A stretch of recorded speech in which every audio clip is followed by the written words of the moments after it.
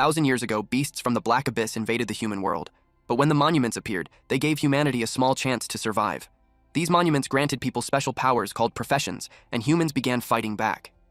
After leveling up over time, humans finally managed to push the beasts back into the Black Abyss and reclaim their land. Since then, Huaxia built its provincial capitals around the 9 monuments. Every year, a special ceremony is held to choose high school students who will become the new defenders against the Black Abyss. But the beasts haven't truly disappeared, they're still lurking in the dark. To stop them for good, the young must grow stronger. In year 53, on job transfer day at the Lintian City Monument branch, a man stood on stage and announced the start of the ceremony. Soon, the monument would assign professions to each student based on their talents. No matter if they got a combat or support role, they all had a duty to serve their nation, Huaxia. The future rested on their shoulders. The students were excited. After studying for 18 years, they would finally awaken their powers. One student hoped for a combat role so he could join a guild and earn easy money. The guy next to him said being a warrior wasn't that simple. Their school only had a 50% success rate for combat roles. Then they noticed a quiet student nearby and laughed. Lin Tianhao was still asleep during the ceremony. Everyone at school knew him as a lazy slacker. If he even got a support profession, that alone would be a miracle. One of them joked that a useless class like a beast tamer would suit him perfectly. Lin Tianhao then finally woke up. He was the lowest ranked student at Lintian City High School. After crossing over into this world, he had made it to this day. He wondered what kind of profession he'd receive. The guy who mocked him walked over and asked what profession he wanted. Tianhao answered with a grin. His goal was an S-rank talent or a hidden class. They laughed at him, telling him to stop dreaming. They said he probably wouldn't even get a life-type class. After all, in the last potential test, he only got a C. Based on that, Tianhao knew his chances were slim. His stats were low: Strength 2.9, Intelligence 2.8, Constitution 1.6, Spirit 1.7, Agility 1.5, and a C potential rating. Still, he believed a nobody could rise up and become great, especially since he had already crossed over into another world. If that was possible, then so was a miracle. That's why he still hoped to get a good profession. Soon it was time for Class 2 from Lintian City No. 1 High School to take the stage. Names were called one by one. First up was Wang Dong. In his mind, he wanted the loser Tianhao to watch him shine during the job transfer. The facilitator explained that the process would take about 5 seconds. If he felt any discomfort, that was normal. Just bear with it. He placed his hand by the monument. A bright light flashed and the transfer was a success. His new class was Warrior. He was thrilled. A system then appeared and showed that his talent was C rank. The facilitator told him that even a C rank was impressive among regular people and wished him success as a warrior. He was told to go to the Lintian City Guild Center, where pros would teach him how to use his new skills. Some girls who liked him squealed as he passed by. They told him not to forget them. Others were jealous. Being a warrior meant stable work for life. While showing off, he bumped into Tianhao. He said he didn't even notice someone was there. Turns out it was just their class's dead weight. Wang Dong had always bullied him, and now that he had a powerful job, Tianhao felt things would only get worse. Other students circled around. They called Dong out for not saying sorry after bumping into him. One even said he found Tianhao annoying. They joked that with his long face, he probably thought he looked cool. But Dong just waved it off. He said he was in a good mood and wouldn't let trash ruin it. He invited the guys for drinks at the tavern that night. Tianhao wondered how a bully like Dong could become a warrior. It only made him more curious about what job he would get. The bullies also talked about him. They were sure his job would be nothing compared to Dong's. Then the facilitator called out the next name. It was Tianhao. He walked toward the monument. As he stood there, he silently prayed. He didn't care what class he got, as long as it could help him survive. He held his breath. Then he placed his hand on the monument. Lightning sparked from it. Seeing that flash, he felt a little hopeful. Maybe things were finally turning around. Everyone waited for the result. The light slowly faded. The facilitator told him to brace himself. His job was summoner. Tianhao looked disappointed. The crowd burst into laughter. Summoner was known as a sewer-tier profession. Technically, it was a combat class, but raising summoned creatures was expensive and barely worth it. That's why people thought it was a trash job. They pitied him for getting the worst class possible. Life wasn't going to be easy. But then, something popped up. A system message said it had detected his awakening, his true identity, Abyssal Lord. He would now be granted a random SSS-level talent. The system explained that with the Abyssal Lord path, he would gain a random SSS-level Abyss talent every 10 levels. Tianhao tried to wrap his head around it. If it was true, he could get 10 SSS talents by level 100. Then a ticket was given to him by the lady. He stared at it as the system announced the start of the draw. It then congratulated him. He had received the SSS talent, Demonic Sacrifice. Demonic Sacrifice lets the user give up a portion of their max HP permanently to instantly level up a summoned creature and turn it into a demon, giving it divine powers from hell. Even after being demonized, the creature can still gain experience and grow stronger through battle. The cost was steep. It was a permanent loss of HP. But as a summoner, he didn't need to fight directly. As long as his summons were powerful enough, he'd be safe. And he could use gear that increased his max HP to make up for the loss. The system explained, for every 100 max HP he gave up, the summoned creature would gain 1 level. Right now, he has 1,000 horsepower. If he kept at least 100 horsepower for himself, that meant he could instantly boost one summon to level 9. Still, he knew it was risky. He planned to use the skill carefully. Since he stayed quiet, people thought he was upset. The facilitator tried to comfort him, saying there were still other paths in life. Tianhao thanked her and said he would make something of himself. Even then, the crowd still looked worried. Someone in the audience suggested he should just go home and think things through. Tianhao admitted summoners were seen as weak and useless, but he had already decided he would become the strongest summoner in the world. A few hours later, he arrived home. His sister asked how it went. He simply answered, "Summoner." She immediately felt sorry for him. She had just come out of the shower and was only wearing a towel. A small towel was draped over her shoulder. Tianhao grabbed it and began drying her hair. She told him that next year, when she gets her profession, she'd become a mage and protect him. He shoved the towel back at her and told her not to worry about him. She should focus on keeping herself safe. She pouted and said he was bullying her again. Just then, he got a message and immediately told her he was heading out. The message said there would be an assembly. He wasn't sure what it was about, but decided to check it out. The teacher informed the class that the job transfer results were quite good. There were 5 warriors, 8 mages, 11 support roles, and 1 summoner. Dong, who was sitting behind Tianhao, scoffed that a worthless person ended up with a worthless class. They mocked the summoner, convinced that being one meant his life was basically over. Because Tianhao's situation was a bit unusual, the teacher handed him a beginner's guide to help out. Tianhao expressed his thanks. The teacher then added that if Tianhao ever ran into problems, he should come to him for help. After that, he told him to return to his seat. Tianhao felt a bit overwhelmed when he saw how thick the book was. It confirmed his suspicion. Being a summoner put him at the bottom of the hierarchy. Next, the teacher addressed the class, explaining that they had been gathered because the school wanted to collect detailed data on everyone who successfully changed jobs. All the job change students would be present, so he warned them not to embarrass him. The group headed outside for the aptitude test. The instructor then announced that they'd begin. A mage went first. He struck the testing device and received a respectable score of 73, indicating decent talent. Then it was Dong's turn. He hit the machine with his sword and scored 89, clearly one of the top students. Tianhao was called up next. He had read about a basic summoning spell in the book, but he hadn't actually tried it yet. Still, he chose to trust the process and hoped it would work. He opened the book and began to read the spell. A breeze began swirling around him. Everyone was disturbed by the sudden gust of strong wind. Dust filled the area, making it hard to tell whether he had successfully summoned anything. When the dust finally settled, a slime appeared on the ground. Tianhao was stunned. The entire class burst into laughter. The slime looked too cute to be taken seriously. It was hard to imagine it fighting. Someone even joked that it was only good for cleaning floors. The slime clung to his leg, and he could hardly believe this was his summoned creature. The status window revealed its stats. Level 1, 500 HP, 9 attack power, with 2 skills, Corrosive Slime and Slime Spit. Tianhao frowned. With only 9 attack power, it felt like it wouldn't even leave a scratch. The teacher asked everyone to settle down so they could see the test result. They all turned to the board and saw a score of 9. Nothing more.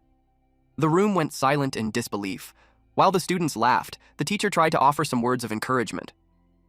Tianhao asked if he could give it another shot. The teacher allowed it. He decided to test his class's unique ability. By using Sacrifice, his summoned creature could be permanently demonized and upgraded. He chose to spend 200 points just to try it out. The other students looked on with confusion. To them, it didn't matter how many times he tried, they believed nothing would change. His total HP dropped from 1,000 to 800. Then, a red lightning struck the slime. Its body began to twist and shift. Everyone stared in anticipation. The transformation continued, growing more intense. And when it was over, Tianhao stood before his new companion, a demonized slime.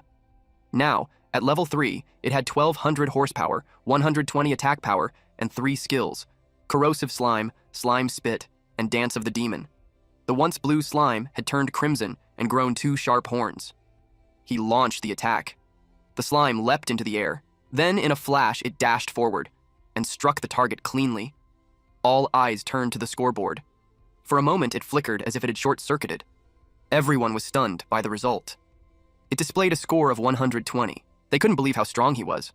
It seemed impossible for him to get such a high score, especially when Dong had only scored 89. Dong was in disbelief. He questioned how it could have happened. Even the legendary war god of Huaxia, Fang Changyun, had only managed a score of 101 back in the day. The idea that Tianho hit 120 was hard to accept. He accused Tianho of tampering with the machine, pointing out that he took the test twice. His lackeys backed him up. They told the teacher that jumping from 9 to 120 was highly suspicious. Tianho admitted to himself that he did interfere, but only by using his class ability on his own summon. The teacher acknowledged that their doubts were reasonable. Tianho insisted that he didn't cheat.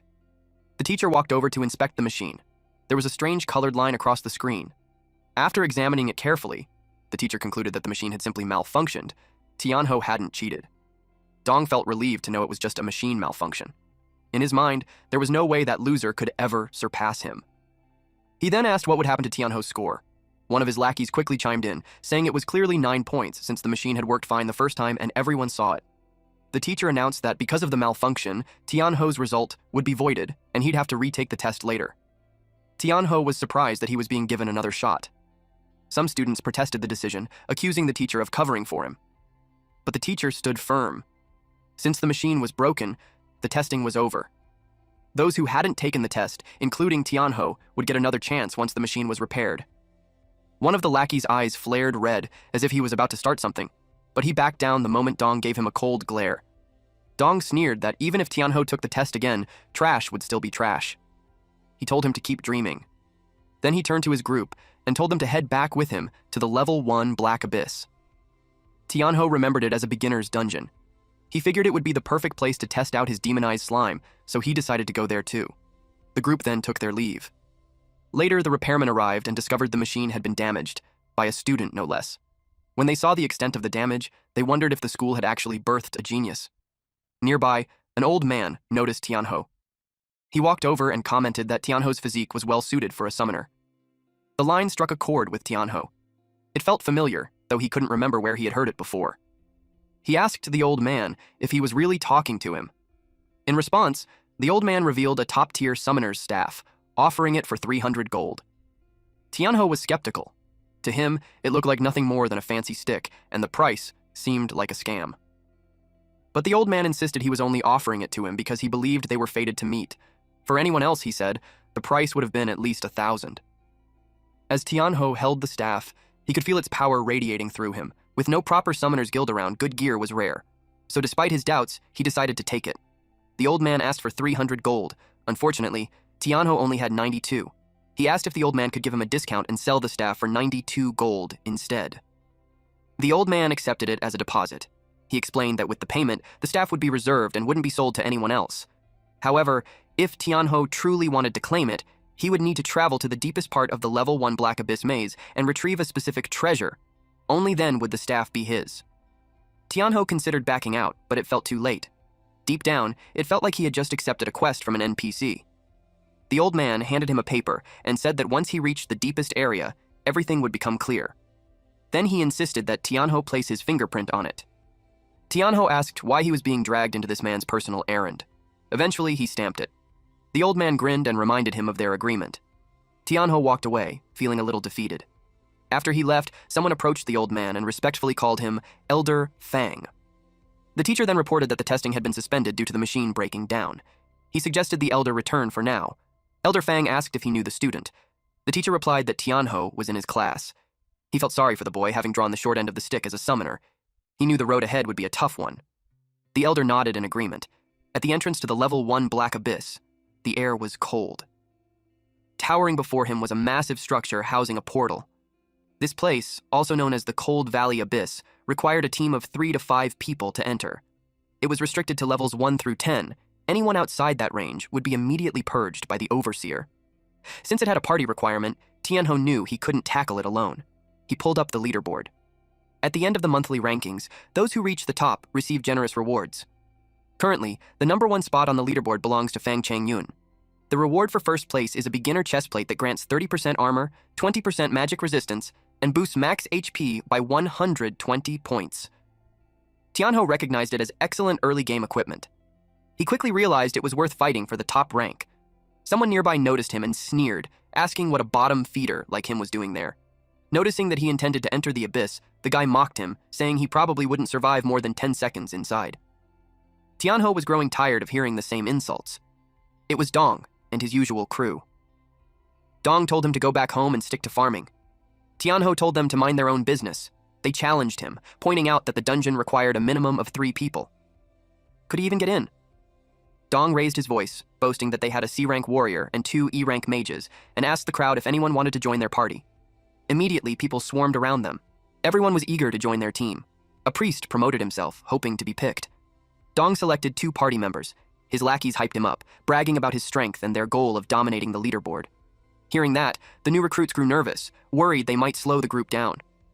Suddenly, the portal pulsed and spat out a skull and bones. That terrified the newcomers. Dong's lackeys grinned and warned them to stay close, or else they might end up the same way. The leader then spoke up, saying they should get moving. Tianho quietly watched them disappear inside. He knew Dong and his crew were bad news. The newcomers likely wouldn't make it out alive. While death wasn't permanent, thanks to resurrection, it came with a heavy cost. That's why clearing the dungeon without dying was always the best strategy. Tianho activated his status window and displayed it above his head. It revealed he was a level 1, S-rank summoner. That drew the attention of someone nearby, who nudged his teammates and suggested they invite Tianho to join. But one of the others immediately shot down the idea. Despite the S-rank, he argued that a summoner was still useless. The woman in the group sighed in disappointment. They thought they had found someone promising, only to realize it was just more dead weight. They decided to wait and look for better options. Our MC then spotted someone in the crowd. It was Li Shui, a level 1 bard with E-rank talent. Unfortunately, being E-rank meant her buffs wouldn't be very effective, at least not until she reached D-rank or higher. From the look on her face, Tianho could tell she had been waiting there for days. He walked up to her and asked if she wanted to team up. She blushed at the offer. Tianho extended his hand and told her he planned to compete for a spot on the leaderboard, but no one was willing to party with him. Deep down, Li Shui knew that was a long shot, but he was handsome, and she didn't want to let the chance slip by. So she agreed to join him. Just a few seconds later, they exchanged introductions. Tianho reassured her that once they entered the dungeon, he'd handle the monsters.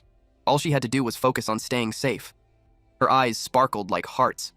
The thought that he might be worried about her made her feel giddy. She promised she wouldn't be a burden. Now, they only needed one more member. Suddenly, a loud voice echoed across the area, calling out, "Goddess Qing!" Heads turned instantly. When Su Qing appeared, she drew everyone's attention, especially the men. She was a level 1 druidess with A-rank talent. Many rushed to offer her a spot in their parties, but internally she found them all irritating. A commotion broke out as they fought over her. Tianho recognized the campus bell immediately. To his surprise, Qing seemed to recognize him too. She stopped right in front of him, staring so intently it made him uneasy.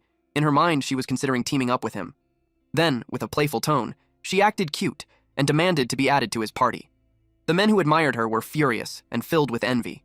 Suddenly, Tianho found himself in a very awkward situation. Qing grabbed his hand and stepped into his personal space without hesitation. The others began complaining, wondering why he was chosen, of all people. Poor Tianho, he hadn't done anything, yet he was catching all the heat. Irritated, Qing yelled at them, announcing that she had already joined a party and told them to get lost. Her blunt attitude caught everyone off guard. She rushed off toward the portal. Tianho called after her, asking why she wanted to join his team. She answered honestly, she was aiming for the leaderboard and needed 2 carry-ons. If she could take some trash all the way to first place, no one would ever look down on her again. Her choice of words was kind of hurtful. She told them to stop standing around and start moving. Tianho sighed, slightly troubled by the fact that they now had a little princess on their team.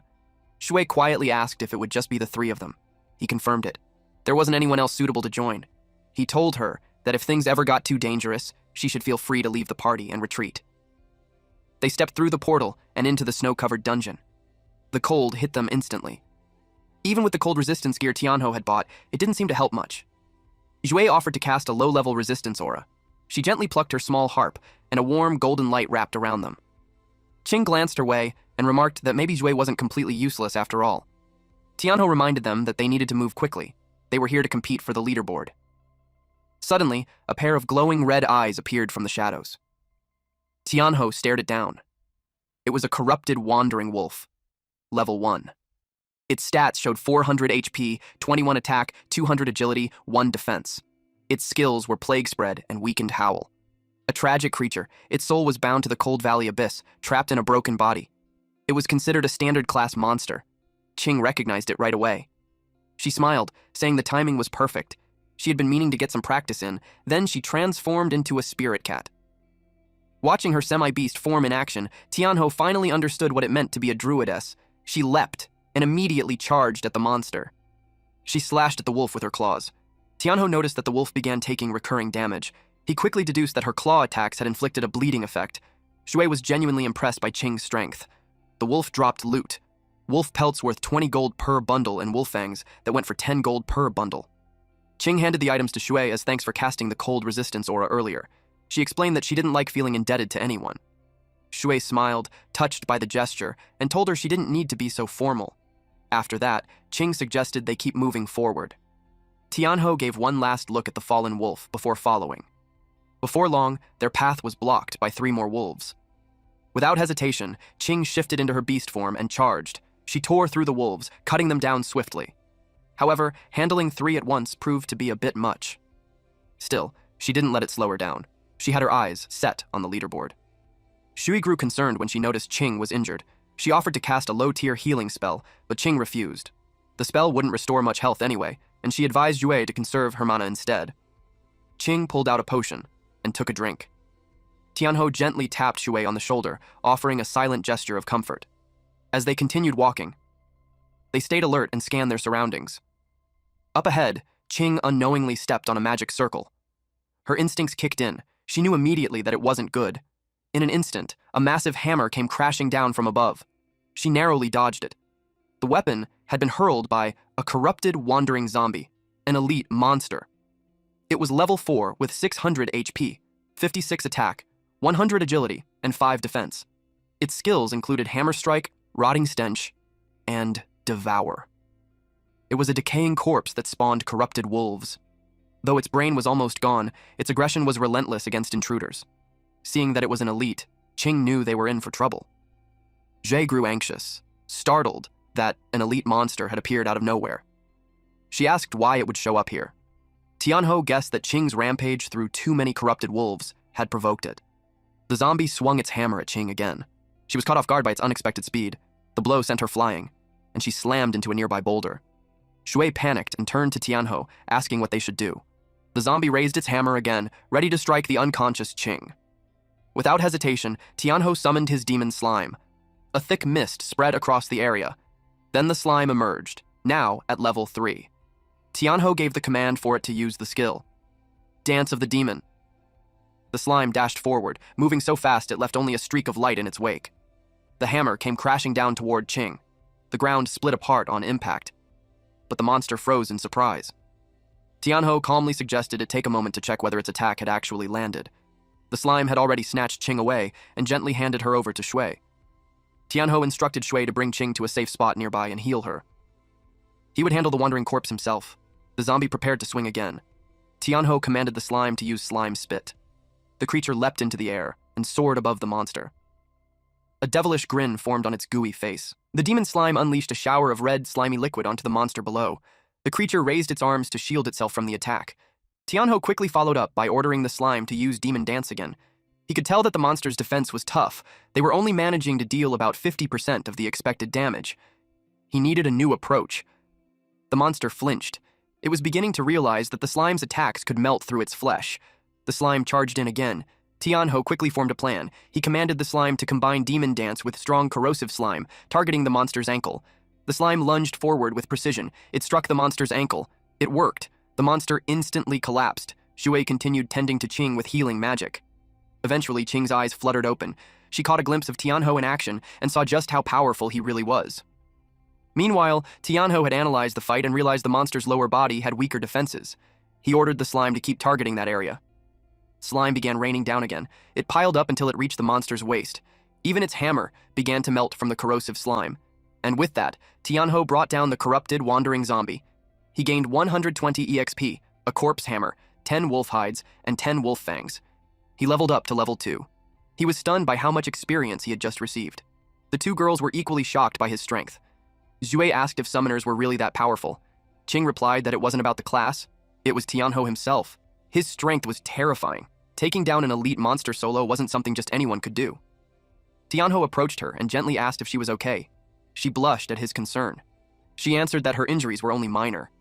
Xu then mentioned that her healing chant was slow and they needed to stop and rest. But Qing refused, reminding them that they were racing for the top of the leaderboard. She insisted that she could still fight and urged them to keep going. But her legs wobbled, she could barely stand. Tianhou caught her and supported her weight, asking how she expected to compete for the leaderboard if she died trying. She blushed, then admitted he had a point. Reluctantly, she agreed to rest first. Tianhou told her that the map showed a nearby cave. They'd spend the night there. They soon arrived at the cave. Tianhou suggested that they rest while he stood guard outside. Xue, completely drained from overusing her magic, fell asleep the moment she lay down.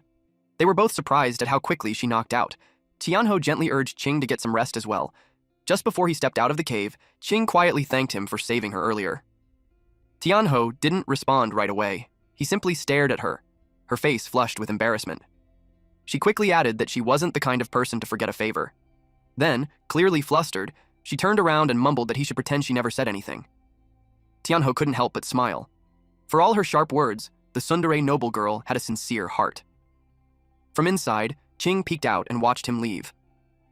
Outside, now alone, Tianhou decided to check his status after leveling up to 3. He was now at level 3. His HP had risen from 800 to 1200, MP from 300 to 400. His attack power jumped from 12 to 40, spirit increased from 80 to 100, defense went up from 1 to 2, agility improved from 50 to 55, and luck rose from 10 to 20. His talent Demonic Sacrifice remained at S rank, and his skill Fully Armed was now unlocked at level 1. This skill allowed his spirit to shield his summoned creatures and boost all their stats. His current beast slot capacity was 1 out of 2. Tianhou smiled, pleased with his progress. He activated the skill Fully Armed. It wasn't bad at all. Actually, it worked just like a buff-type enhancement. His HP rose by 400, and that boost alone was enough to allow him to level up the slime 4 more times. Still, he realized that if he couldn't increase his HP cap any further, he'd need to find an alternative method. So, he used Convert to transfer 400 HP. His HP dropped back down to 800, while the demon slime leveled up to level 7. Its stats saw a big boost. HP increased to 1400, attack power reached 140, agility hit 120, and defense climbed to 7. It also unlocked a new skill. Split. Tianhou was curious. Were the slime's clones different from the original? He decided to test it out. The demon slime jumped into the air. Once it was a safe distance from Tianhou, he gave the command, use split. Sure enough, the slime's body is divided into 2. Tianhou observed closely. He even checked their stats. Both slimes were now at level 7 with 700 HP, 140 attack power, 130 agility, 4 defense, and the same skills. Except split wasn't available for the copies. In short, their HP had been halved, agility increased slightly, and defense dropped. He wondered how long the effect would last. Just then, a timer appeared above the demon slimes. 3 minutes. Tianhou was stunned. That wasn't much time at all. Suddenly, he heard something coming from inside the cave. His senses flared. He knew something was wrong. The 2 girls were in danger. He rushed back inside. What he saw made his heart skip a beat. Xue and Qing were facing a massive monster. Without hesitation, Tianhou ordered the slime to split again. The slimes lunged forward and attacked. The result, only minus 25 damage. Tianhou was shocked by how little effect it had. The monster was a giant snow rabbit, level 8. It had 800 HP, 80 attack power, 500 agility, and 6 defense.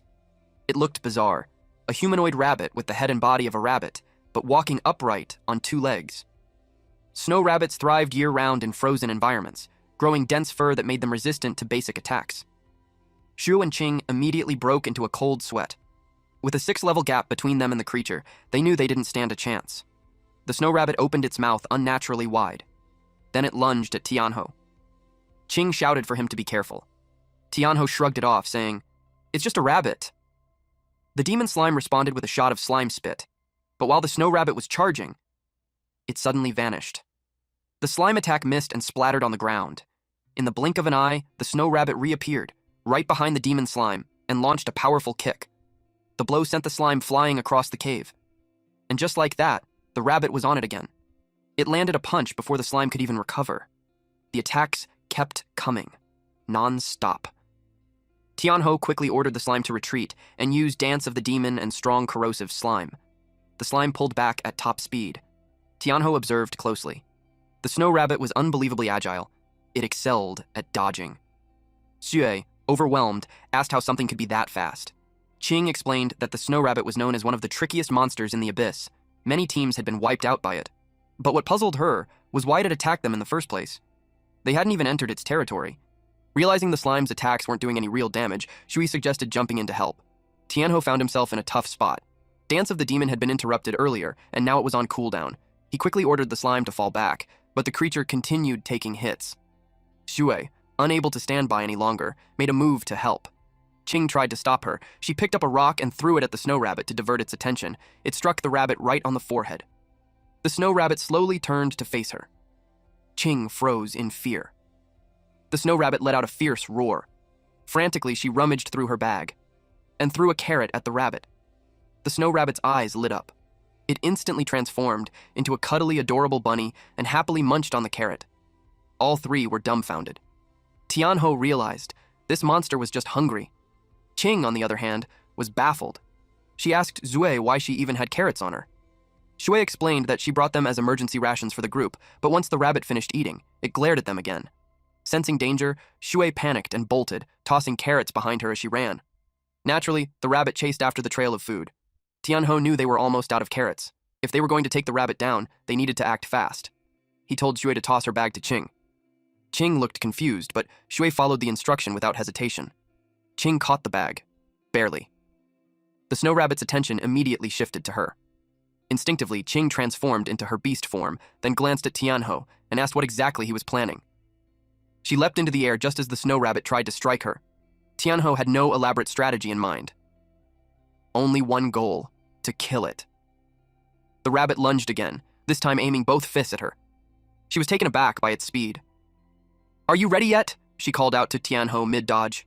He told her to lure it into the cave. In that instant, she understood his plan. Without hesitation, she turned and bolted toward the cave. The snow rabbit charged right after her. As Qing approached the dead end, she was certain the rabbit wouldn't be able to stop in time. And just as expected, it crashed headfirst into the wall. Boulders tumbled down onto its head. That was the slime's cue. It sprang into action, soaring above the rabbit, and began to rain down sticky, corrosive slime. The snow rabbit had walked right into Tianho's trap. He ordered the slime to use split and follow up with slime spit. The rabbit's demeanor shifted. It grew cautious. Its eyes darted around as it realized it was completely surrounded. The demon slime wore a devilish grin on its face and continued to chip away at the rabbit's health. Eventually, the fight ended in their favor. Victory was theirs. Tianho let out a breath of relief. It was finally over. He earned 200 EXP and now only needed 100 more to reach the next level. But the battle left him thoughtful. Even though the snow rabbit was only level 6, the slime had struggled against it. He realized that while the slime excelled in area of effect attacks, it was lacking when it came to single-target battles. If they encountered a similar situation again, things could turn bad. The girls were also relieved that the danger had passed. Shua even burst into tears. She genuinely thought she was going to die. Meanwhile, Qing was fuming, scolding Tianho for using her as bait. He apologized and explained that she was the only one fast enough to dodge the rabbit's attacks. She blushed, taking it as a compliment. Then she turned her annoyance toward Xu, blaming her for bringing carrots into the abyss and causing the mess in the first place. Shui defended herself, saying she thought having dry rations was a good idea. "No one's gonna gnaw on carrots down here," Qing huffed and told her to pack them all into her inventory. Before she could finish, Tianho stopped her. He pointed out that defeating just one snow rabbit granted 120 EXP, the highest yield they'd seen so far. If they could lure more into traps, they could level up much faster. The requirement to clear Cold Valley Abyss was to defeat the level 10 Abyss boss, and for that, every member of the team needed to be at least level 4. At the moment, both girls were at level 2, and Tianho was level 3. That meant they needed to take down at least 5 more snow rabbits to get everyone to the right level. Zhu hesitated, worried. They barely managed to defeat one. How would they handle more? But Tianho reassured them. This time they wouldn't be the hunted, they'd be the hunters. Qing immediately backed the idea. She had no time to waste grinding one monster at a time. If they could lure rabbits to them, it was perfect for their goal of reaching the leaderboard. They quickly got to planning. They placed a carrot on the ground as bait when a snow rabbit approached. They were surely proud of themselves. They jumped out from behind the boulder, launching a surprise attack. 3 hours later, they had finally leveled up. Tianho reached level 5, while both Qing and Shui hit level 4. They'd already spent 5 hours inside the abyss. Yue was pleased. Reaching this level in just 5 hours felt like incredible progress. Qing agreed. It was fast. The previous record holder had taken 8 hours to clear the dungeon. Shui was hopeful. Maybe they could beat that record. But Qing quickly grounded her optimism, reminding her that they still had the boss to deal with, and it wouldn't be easy. Tianho was thinking the same thing. According to the guide, the boss was the wandering zombie leader. It could summon corrupted wolves and wandering zombies to fight alongside it, making the battle a drawn-out endurance match. With their current setup, the fight could last at least 2 hours. Xue asked what the plan was now. Qing suggested they rest and recover completely before heading into the boss fight. Tianho agreed. They'd take a 30-minute break. While they rested in the cave, Tianho used Convert to transfer HP. His total dropped from 1100 to 800. He was beginning to worry. His HP gains were getting smaller with each use. He knew he'd need to find a better solution once they got out of here. The demon slime had now reached level 9. Its HP had gone up to 1,600, attack power to 150, agility to 130, and defense to 9. Its skill set remained the same. Strong corrosive slime, slime spit, dance of the demon, and split. No new abilities had appeared, and the stat boost wasn't particularly impressive. Tianho silently hoped the upcoming boss fight wouldn't be too brutal. Suddenly, a loud noise echoed from outside the cave. They all jolted upright, alert and uneasy, rushing outside to investigate. They were greeted by the sight of a magnificent creature, a winged horse with a shining horn. Tianho asked in disbelief, "What is that?" It was a hidden boss, a unicorn. Level 10. It had 1,500 horsepower, 120 attack power, 300 agility, and 10 defense. Its skills were Soul Cleansing Melody, Aura, Horn Thrust, Beast of Hoof Stomp, and Falling Meteor. This creature was sacred, noble, and pure. A guardian of the divine beast resting deep within the abyss. It only appeared when the land's life force was threatened, to drive out invaders and restore balance. Tianho was stunned. A unicorn? He could hardly believe it. He felt lucky to have stumbled upon such a rare boss. But judging by its stats, it was far more powerful than the dungeon's main boss. The demon slime tensed, ready to fight. The unicorn's horn began to radiate energy. Moments later, its eyes lit up with an eerie glow. Tianho stood completely still, his eyes vacant, as if he had fallen under the creature's spell. He was mesmerized by the creature's ethereal beauty. Without realizing it, he began walking toward the edge of a cliff. The demon slime noticed and sank its teeth into his leg. The pain snapped him out of it. He whirled around, furious at the bite. Tianho felt relieved. But then he saw that Qing and Shui were hypnotized too. They looked like they were seeing something beautiful, not realizing they were walking toward danger. Shui was just one step away from falling when Tianho shouted for them to watch out. He quickly pulled them both away from the edge. Then he placed them behind a boulder. They finally snapped out of it. Qing asked why the hidden boss appeared. Shui was confused because she thought the boss was the wandering zombie leader. Tianho said the unicorn is a guardian of life, and maybe it showed up because they killed too many snow rabbits. Zhui pointed out that it didn't appear when they fought a lot of undead before. Qing told them that beating the mini-bosses lets them reach the final area. Once they defeat the wandering zombie leader, they can clear the dungeon. But she pointed out that the hidden boss, the unicorn, had much higher stats than the main boss. She knew they could get wiped out. Zhu started crying. She didn't want to die and suggested they run away. Tianho said running wasn't an option. After killing so many snow rabbits, they had already been marked. Zhuo regretted everything and said they were all going to die. Tianho put a hand on her shoulder. He reminded her that it was thanks to her they had reached a time that was half of the leaderboard's record. Now, they just had to beat the boss to clear the dungeon. He said it was just a hidden boss and he wouldn't let them get hurt. Qing acted confident and told them not to slow her down. Xu thanked them both. A few seconds later, the unicorn let out a loud roar. It had found them. They got ready to fight. The unicorn used Horn Thrust. As it charged, the ground cracked. It jumped across the cliffs. Tianho told everyone to scatter. The unicorn landed on the other side. Now that they had spread out, it was surrounded. The dust cleared, and the unicorn looked furious. Then it used Soul Cleansing Melody. The sound made them feel pain. Tianho called out to Shui. She began chanting, Sage's narrative hymn for resistance, a lullaby for weakening the enemy, and War God's march to boost their damage. The unicorn focused on her. Then it roared again. It used Beast Hoof Stomp. Zhu froze in fear as it charged toward her. Just in time, Qing grabbed its horn to stop it.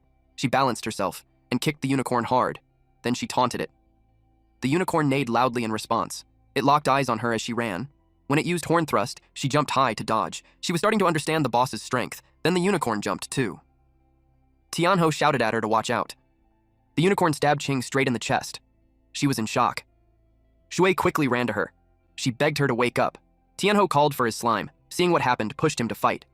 The slime leveled up to 9, raising its HP from 1600 to 1700, and its attack from 150 to 160.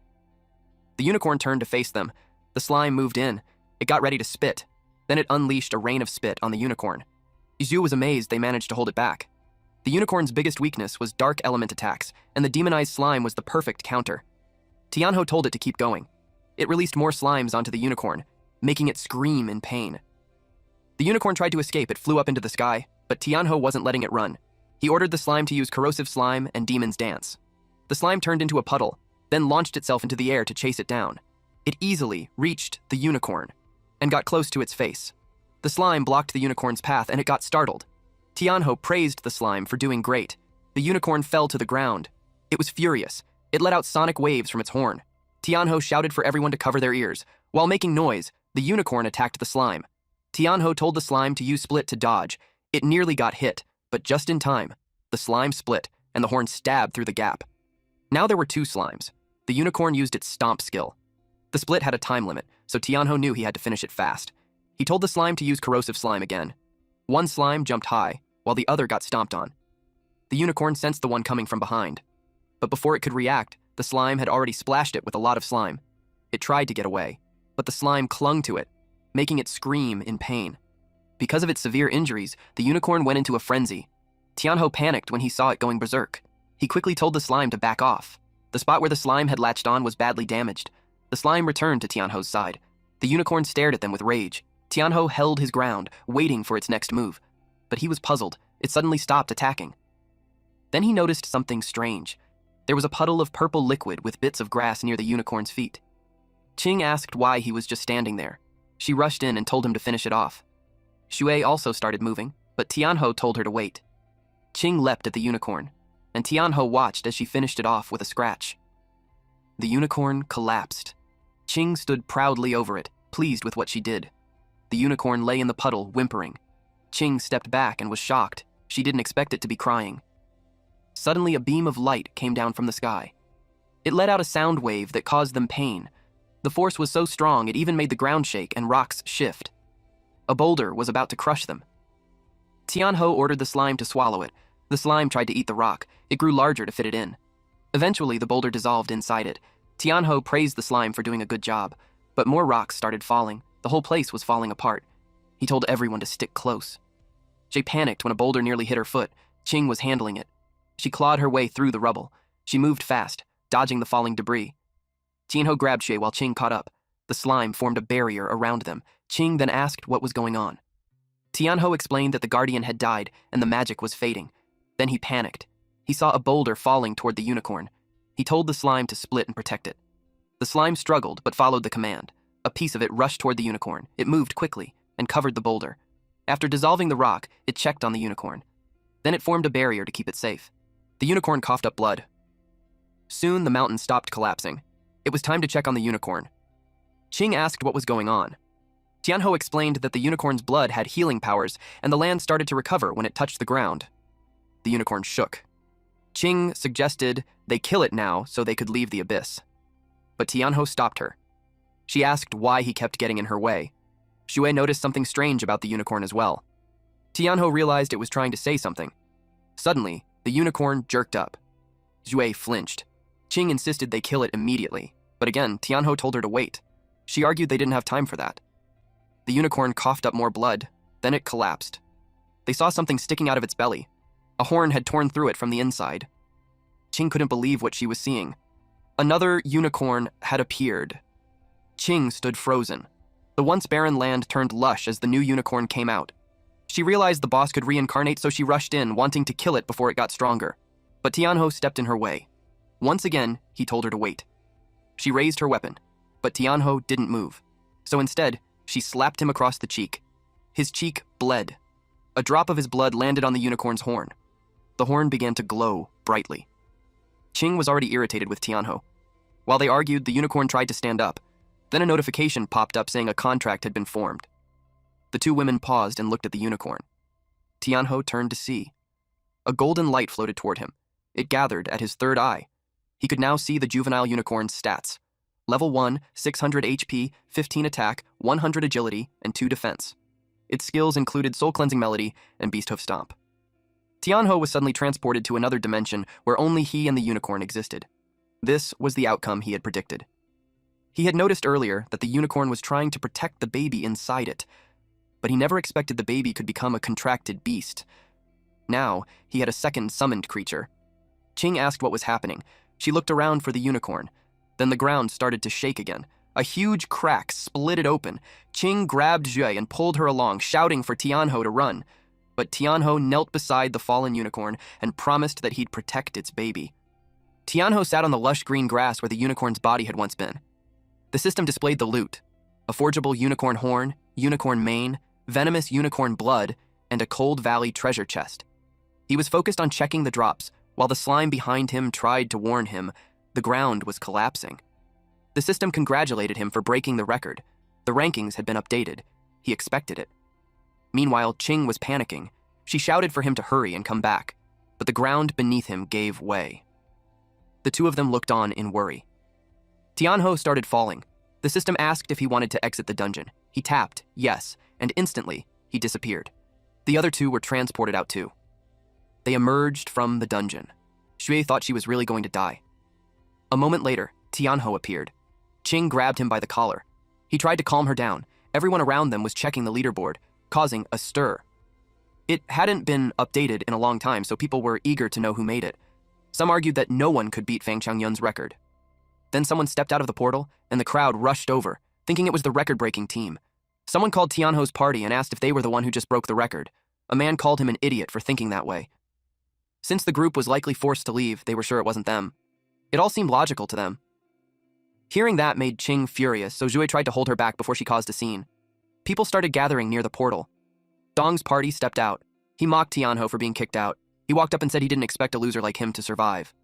Then he noticed the campus bell and asked why she was with someone like that. His lackeys told her to ditch Tianho and join Dong, since he was in the combat class. She called them dirty trash and told them to scram. Her words made them furious. Dong called over one of his lackeys, Yunfei. Then he pointed out the massive gap between him and Tianho. Tianho just smirked. He told Dong to open his eyes. That comment pissed Dong off. Then the rankings updated. Tianho took the top rank, and Baldy was left speechless.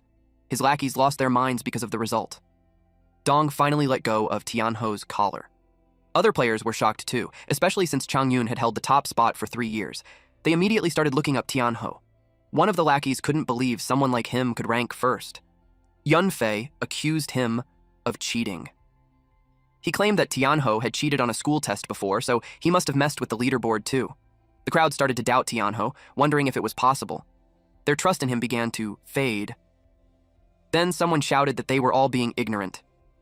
Yunfei, annoyed by the interruption, demanded to know who said that, but he went pale when he saw who it was. A group of elites had arrived. Peng Yi, a level 7 berserker with B-rank talent. Song Xiaolin, a level 7 priest also with B-rank talent. Yu Hang, a level 7 light magician with B-rank talent. Murong Shui, a level 8 assassin with A-rank phantom veil talent. And their leader Murong Yu, a level 9 swordsman with the golden divine lion skill and A-rank talent. They got overwhelmed when they saw the Murong siblings. For most of them, it was their first time seeing them. They find them so dashing. They could tell that the temperament is worthy of the Murong family's golden divine group. Tianho got intrigued. He saw that the Murong siblings have a title that is difficult to obtain.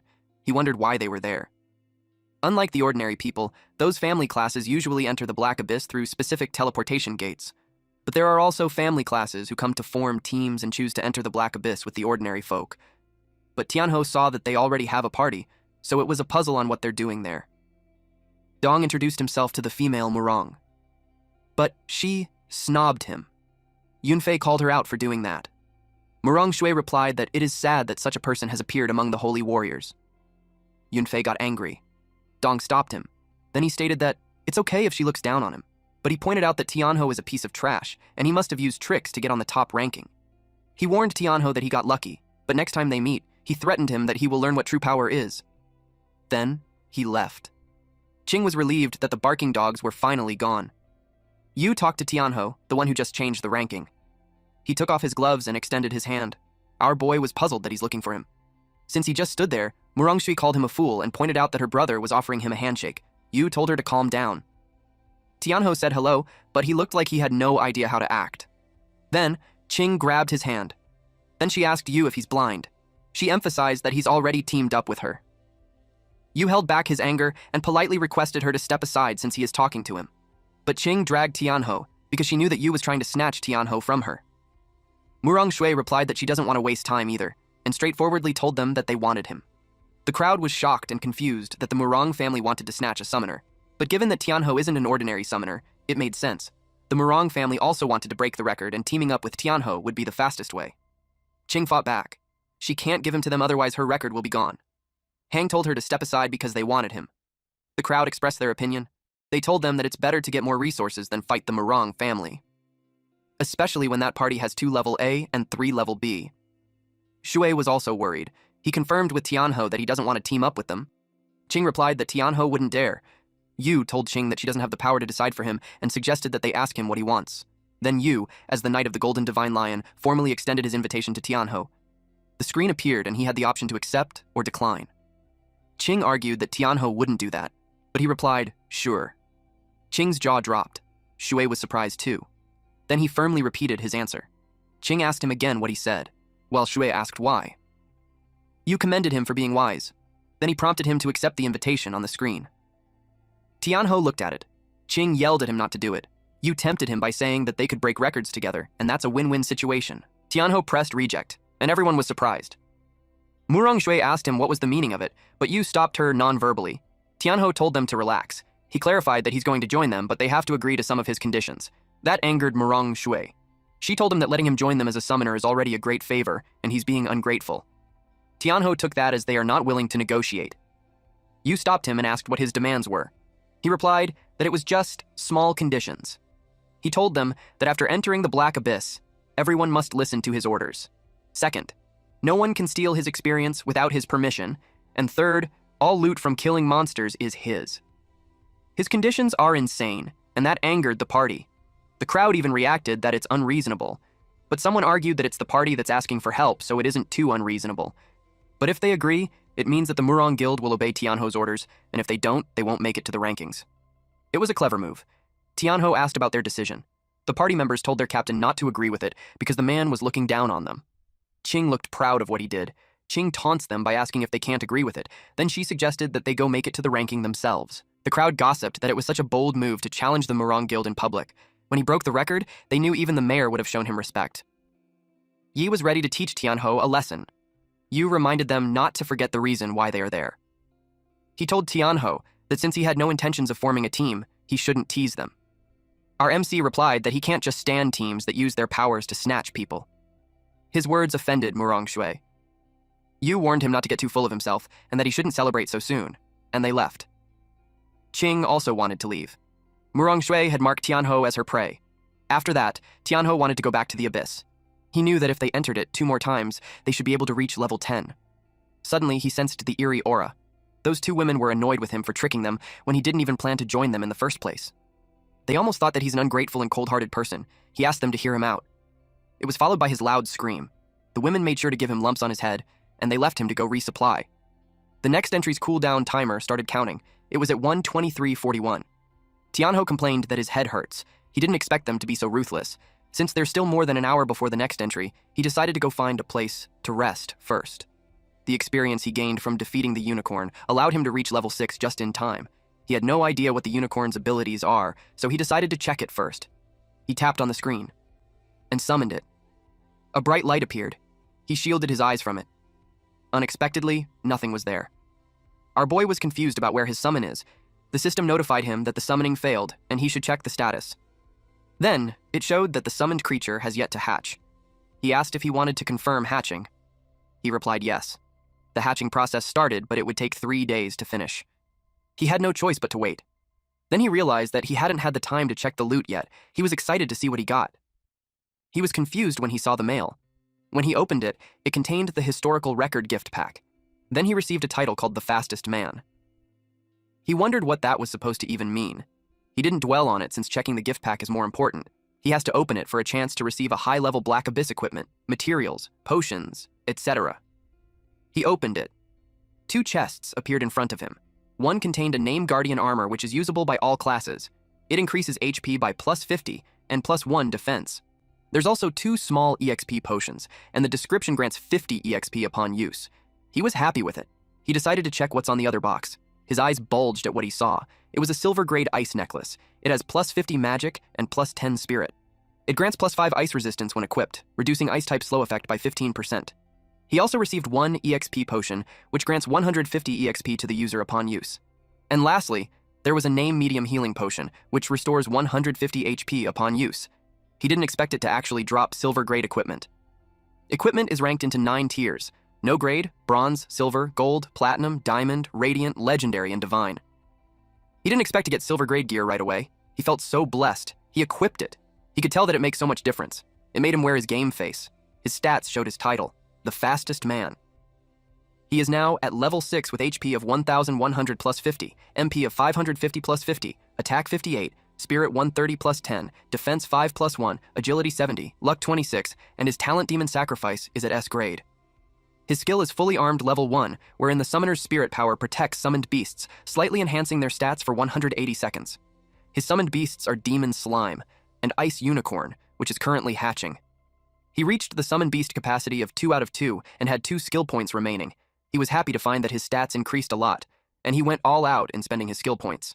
His Fully Armed level 1 increased to level 3. It means that summoning beasts consumes less spirit power, doubles their stats, and lasts 200 seconds. He expected it to save him some time when running dungeons. The next thing he did was to level up the slime, so he summoned it. He planned to make a sacrifice of 100, but he found out that he could still advance. The screen displayed that he has 6 levels until advancement. He got so excited about what will happen if he advances, but he didn't find anything.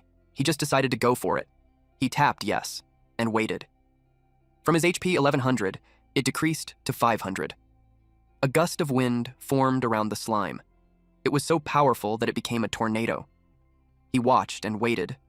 The slime slowly revealed flesh. Tianho was in awe.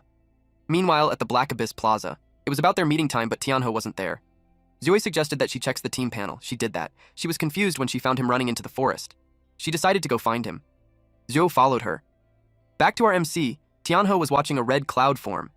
He had no idea what it was. When it settled, it showed a slime in demi-human female. Seeing her voluptuous body, it made him blush, especially when she's not wearing any clothes. The slime was happy to see him. It walked like a gorilla and approached him. He was startled, especially when it jumps towards him and landed above him. It straddled him, which made its boob cover his face. The slime was confused when he froze. His face turned red. Then he grabbed her arm. Then he removed her from him while vowing that he would never have a reaction towards his summons. He took out clothes from his inventory, then offered it to her. She looked at it and absorbed it. And it was displayed through her body. He clarified that it's for her to wear. He took it and helped her wear it. It made him feel like a dad. After putting that on, it showed an increase of 0.1 in defense. Tianho just learned that summoned creatures can wear gear. He suspected that it's because it was a humanoid. Then he decided to check the new stats of the slime. From level 9, it leveled up to level 15. HP increased from 1600 to 2700, attack from 150 to 200, 205, agility from 130 to 160, defense 9 to 20 plus 0.1, and 2 skills have been added. One is an AoE, and the other is a single target attack skill. Those skills are Corrosive Acid Rain, where it throws a part of its body to form rain clouds, releasing highly corrosive acid rain on a targeted area, causing continuous damage. And the second one is Demon's Embrace. Once wrapped by tentacles covered in strong acid, the opponent will taste the horrors of hell. It deals high continuous damage to the target. He checked and saw that the Corrosive Rain is an upgraded skill, while the other must be learned at advancement. Those 2 skills seem pretty strong, so he got excited to try it out. Meanwhile, Qing and Jue were puzzled on why Tianho is going deep into the forest. She checked her map, and they went ahead. Eventually, she found him. From her point of view, it looked like he's doing something sketchy with a woman. Xue expressed that she's exhausted. She asked if that was the place. She blushed at what she saw, while Qing was furious as she asked him what he's doing. Tianho was surprised to see them. He asked what they were doing there. Qing had her fist balled while she asked if they're disturbing his good time. Tianho turned pale. They called him a pervert. That caused him several more bumps on his head. Qing reasoned that she had no way of finding out that it was an advanced slime. She blamed him for not explaining. He reasoned that she didn't even give him a chance. Then he asked why they were there. Ching replied that the meeting time was up, so they had to find him to enter the black abyss. He explained that he was resting there and forgot to check the time. Then the screen showed up and asked if they were going to enter. Since everyone was there, they decided to enter already. They were engulfed with a bright light. Meanwhile, the Hmong party had killed several monsters already, and they are frustrated because there were no signs of what they're looking for. Yu had a sour expression. He realized that someone beat them to it. He couldn't believe someone got it first. Hang asked what they should do now. Yi suggested that whoever it is, they can just offer a high price to buy it back. Hang smacked him for being foolish. First of all, it is a 1,000-year mythical beast, and second, it's a secret mission. Xiaolin looked really haggard as he suggested that it could have been snatched up by another guild. Murong Shui yelled at them to shut up. She suggested that it must have been taken by a rogue team. Rogue is a term for unaffiliated guildless players. She stated that no other guild had the fragments, so they couldn't have known the unicorn had awakened, unless a team already inside the abyss ran into it and took it down. Yu replied that Xiaoxue, his sister, was right since the abyss is showing signs of instability, and the beast had awakened earlier than expected. He added that aside from them, the Golden Lions, no other guild could have known ahead of time. So, with the mythical beast dead and the abyss acting up, the difficulty level is about to spike. He wondered who on earth had defeated it. Xiaoxu suggested to her brother that if someone took it, since there weren't many teams that just came out of the abyss, they could just kill them and take it back, especially the arrogant little punk. She's pertaining to Tianho. Yu refused because the Golden Lions don't slaughter innocent people, and he knew that someone capable of defeating a hidden boss can't be weak. But he suspected that the unicorn was with Tianho. Yu told them that it was enough and ordered them to head back to HQ to report first before deciding.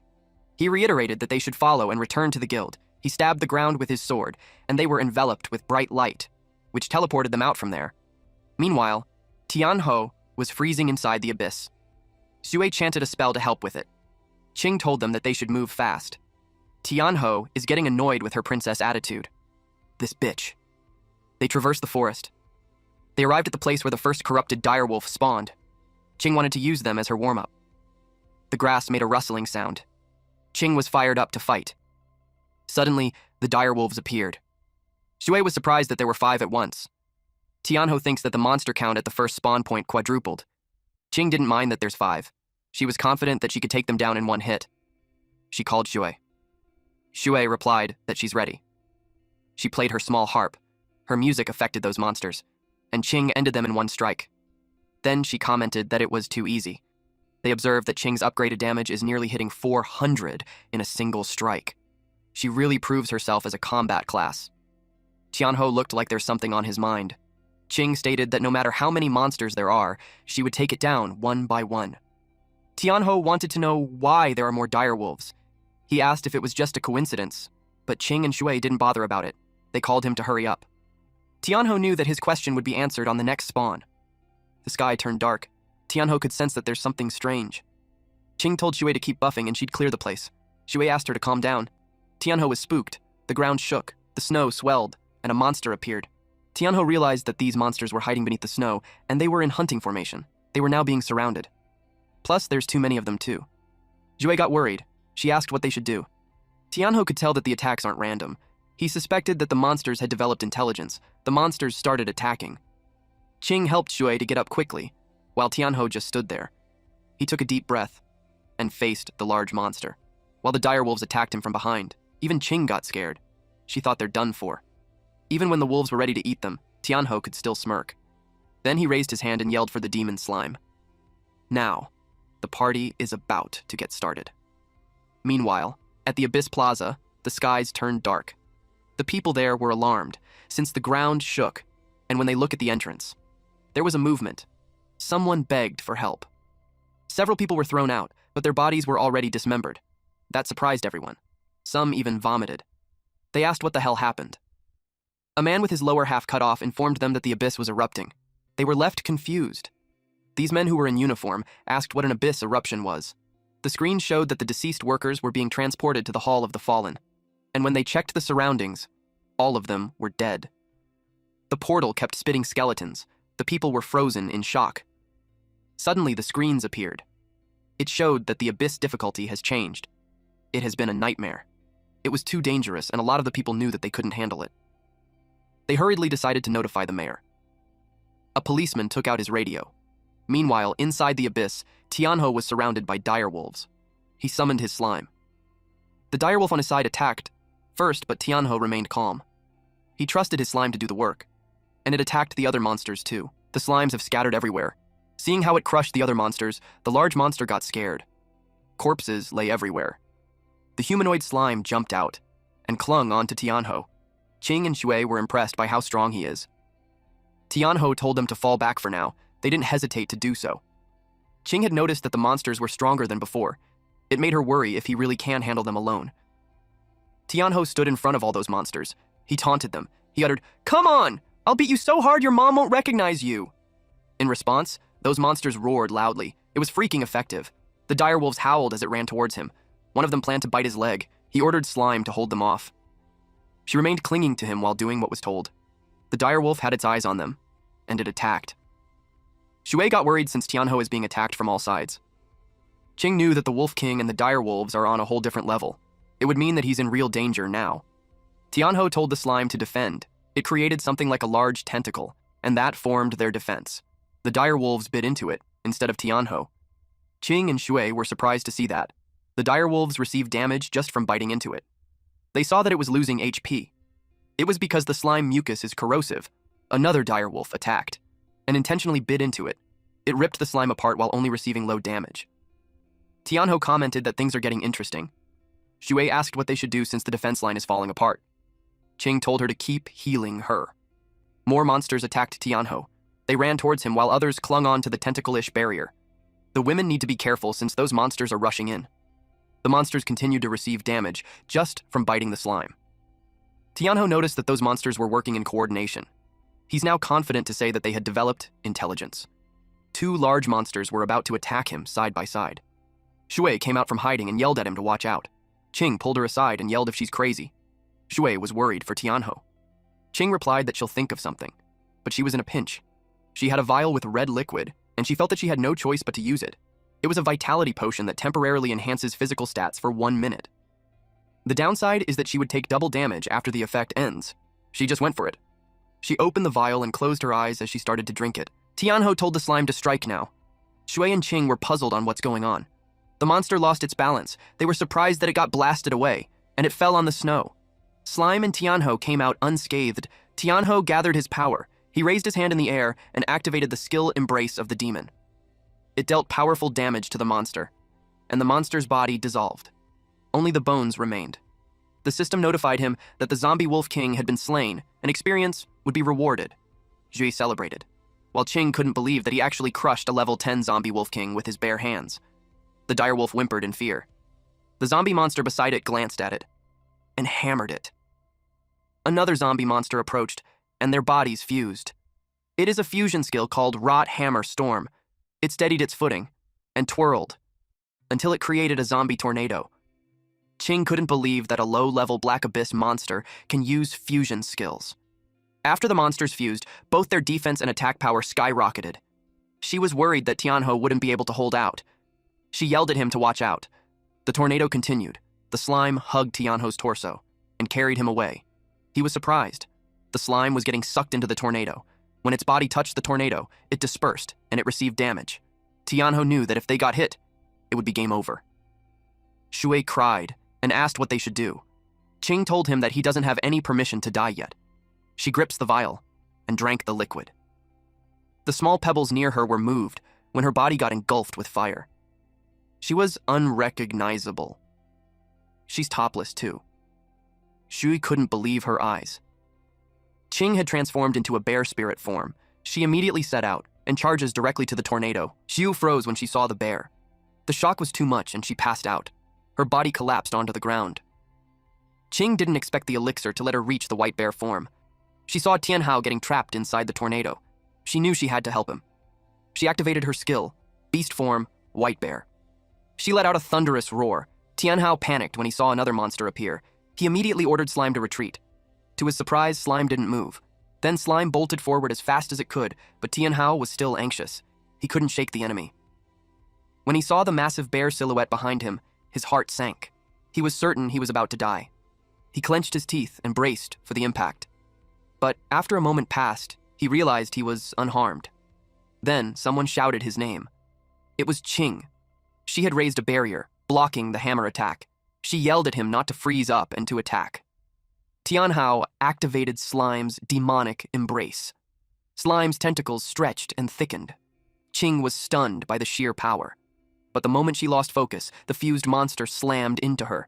It began to spin and accelerate. She realized it was forming another tornado and shouted for Tianhao to hurry. Tianhao stayed calm. He wasn't about to let them use the same trick twice.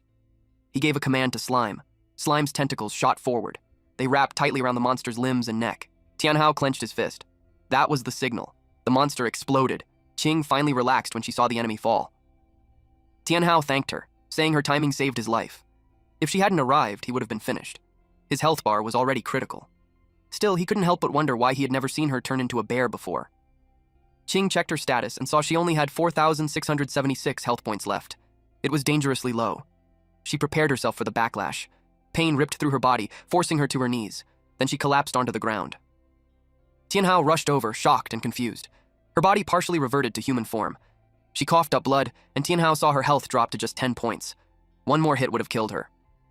He quickly pulled out a potion from his bag. He helped her drink it. Slowly, her strength returned. The white fur covering her body faded away, leaving her naked.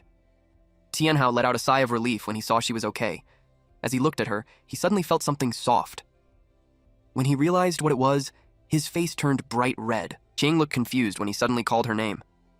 Tianhao's face was completely red, and a nosebleed streamed down. She quickly realized she was naked and immediately called him a pervert. He tried to explain that he was innocent, but she punched him before he could finish. He crashed onto the ground. After putting on her clothes, she walked toward him with an angry glare. She accused him of assault and warned him that if he told anyone about this, she would kill him. Noticing her flushed cheeks, Tianhao realized she was deeply embarrassed. She grabbed his collar and demanded to know if he heard her. He quickly said yes and insisted he didn't see anything. Only then did she let go. Still, she warned him to watch his mouth. Tianhao could tell she wasn't joking about the threat. She then went to check on Shui. Tianhao promised he would take the secret to his grave. They found Shui nearby. She was sleeping peacefully, and even snoring. Tianhao was stunned that she could sleep in such a dangerous situation. He shook her awake. She slowly regained consciousness. The first thing she screamed was, "Don't eat me!" Tianhao asked her if a monster that wanted to eat her would really let her sleep that long. Qing explained that all the monsters were already wiped out, so it was safe. Sui hesitantly asked if that was true. Tianhao confirmed it. Suddenly, Sui hugged him tightly, relieved that they were all alive. Tianhao awkwardly said it was all thanks to Qing arriving just in time. His face turned bright red. Qing quickly pulled Sui away. Sui then suggested they discuss what to do next. Tianhao brought up how the Black Abyss had become much harder. Qing agreed. She also noticed the monster numbers had increased, and their strength was far higher than before. Sui asked what they should do. Tianhao suggested leaving the Black Abyss since the situation wasn't in their favor. They all agreed. None of them wanted to risk their lives recklessly. Tianhao opened the system screen. A warning appeared. Exiting early would cause a level reduction penalty. Even so, he confirmed the exit. It failed. All of them froze in shock. Then they noticed the Black Abyss difficulty had changed. It was now listed as a special difficulty. Nightmare. Zhui trembled, realizing they might be trapped.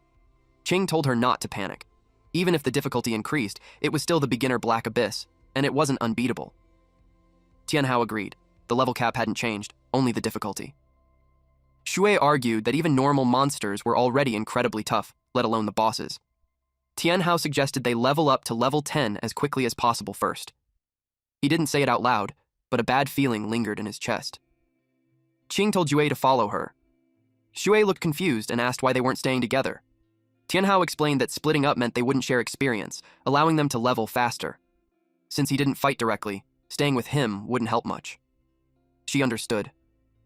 She went with Qing and told Tianhao they would regroup once everyone reached level 10.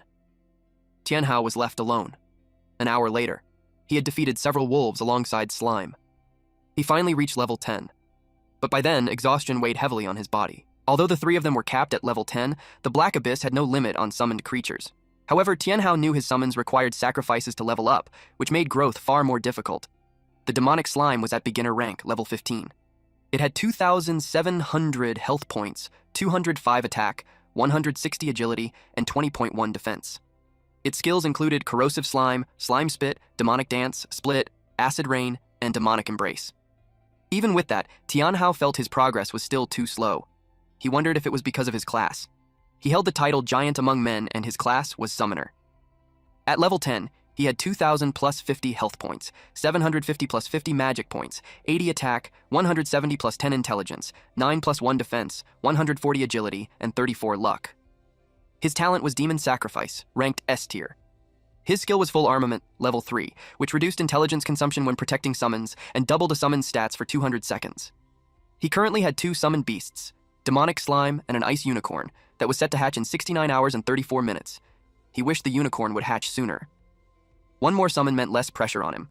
He checked a book to see if there was a way to speed it up, and he actually found one. While he was reading, wolves suddenly surrounded him. He sensed that a boss was approaching. Snow and debris were thrown into the air as it moved closer. Tianhao grew worried. It felt like the wandering corpse commander had awakened. Then, he heard someone screaming for help. Zhui and Qing were being chased by it. Zhui slipped. Qing turned back to save her. She activated the skill Spirit Cat, Shadow Step. But they were blasted away when the monster attacked. At that moment, Zhui had completely run out of mana. Another attack was coming. Qing stepped in front of her. Suddenly, a strange sensation ran through her body. She couldn't move. The attack landed, dealing minus 2,230 damage. Tianhao immediately ordered his slime to act. The slime formed a net and caught both of them. They barely managed to fall into it safely. Tianhao rushed over and asked if they were okay. Qing groaned in pain. She couldn't feel her arm. Suddenly, a tornado formed nearby. Tianhao looked up. From within the spinning wind, a massive foot and 2 pairs of glowing eyes appeared. When the wind dispersed, a gigantic figure was revealed. This wandering corpse commander was far stronger than before, and it looked completely different. This one almost looked human. This creature was the Winter Valley Abyss boss, Wandering Corpse Commander. It was level 10, with 30,000 health points, 180 attack, 150 agility, and 20 defense. Its skills included Corruption Hammer, where basic attacks applied a corruption effect that caused the target to take 20% more damage from the boss for 10 seconds. It also had Corpse Summon, calling in 2 wandering corpses and 4 wandering wolves every 100 seconds. Another skill was Ice Armor, which formed protective ice armor and increased its defense by 20. This boss was a corpse reanimated by dark power, lurking in the mountain valley and hunting travelers. The glowing crystal core embedded in its chest was its weak point. Qing knew they couldn't beat it head-on and told Tianhao to run. The boss stomped the ground. Their escape route vanished. The system confirmed they had entered battle. Even though it was nightmare difficulty, it was still a beginner boss. Tianhao steadied himself. As long as he could destroy the crystal in its chest, there was still a chance. The boss summoned its reinforcements and ordered them to attack. Tianhao responded instantly and commanded the slime to use demonic dance. The lesser monsters dissolved one by one. The slime surged forward toward the boss. Tianhao activated full armament, instantly doubling the slime's stats. Its health rose to 2,700 plus 2,700, attack to 205 plus 205, agility to 160 plus 160, and defense to 20.1 plus 20. It activated Split, Demonic Dance, and Corrosive Slime. Now there were 2 slimes. They began circling the boss. The slimes rushed toward the boss's feet. One of them was instantly crushed under its step. Tianhao's heart skipped a beat. The other slime was struck next. It was sent flying into a boulder and slammed hard into it. It went down. Tianhao immediately ordered it to retreat. That was when he realized it. Slime wasn't enough. The boss summoned more reinforcements. With no other choice, Tianhao attempted the acceleration summoning spell he had just read about. He began chanting. The monster swarmed him as he did. Time was running out.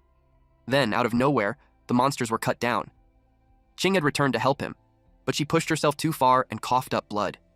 Tianhao kept chanting, even as the boss raised its weapon to strike. He knew he wouldn't finish in time. Suddenly, a golden light enveloped them. It shone brilliantly. Tianhao froze, confused. Shui shouted that it was a defense aura. He saw the incoming attack and felt his chest tighten. Zhui yelled at him to hurry. Her defense aura was only level 1. It wouldn't last long. He chanted faster. The defense aura shattered.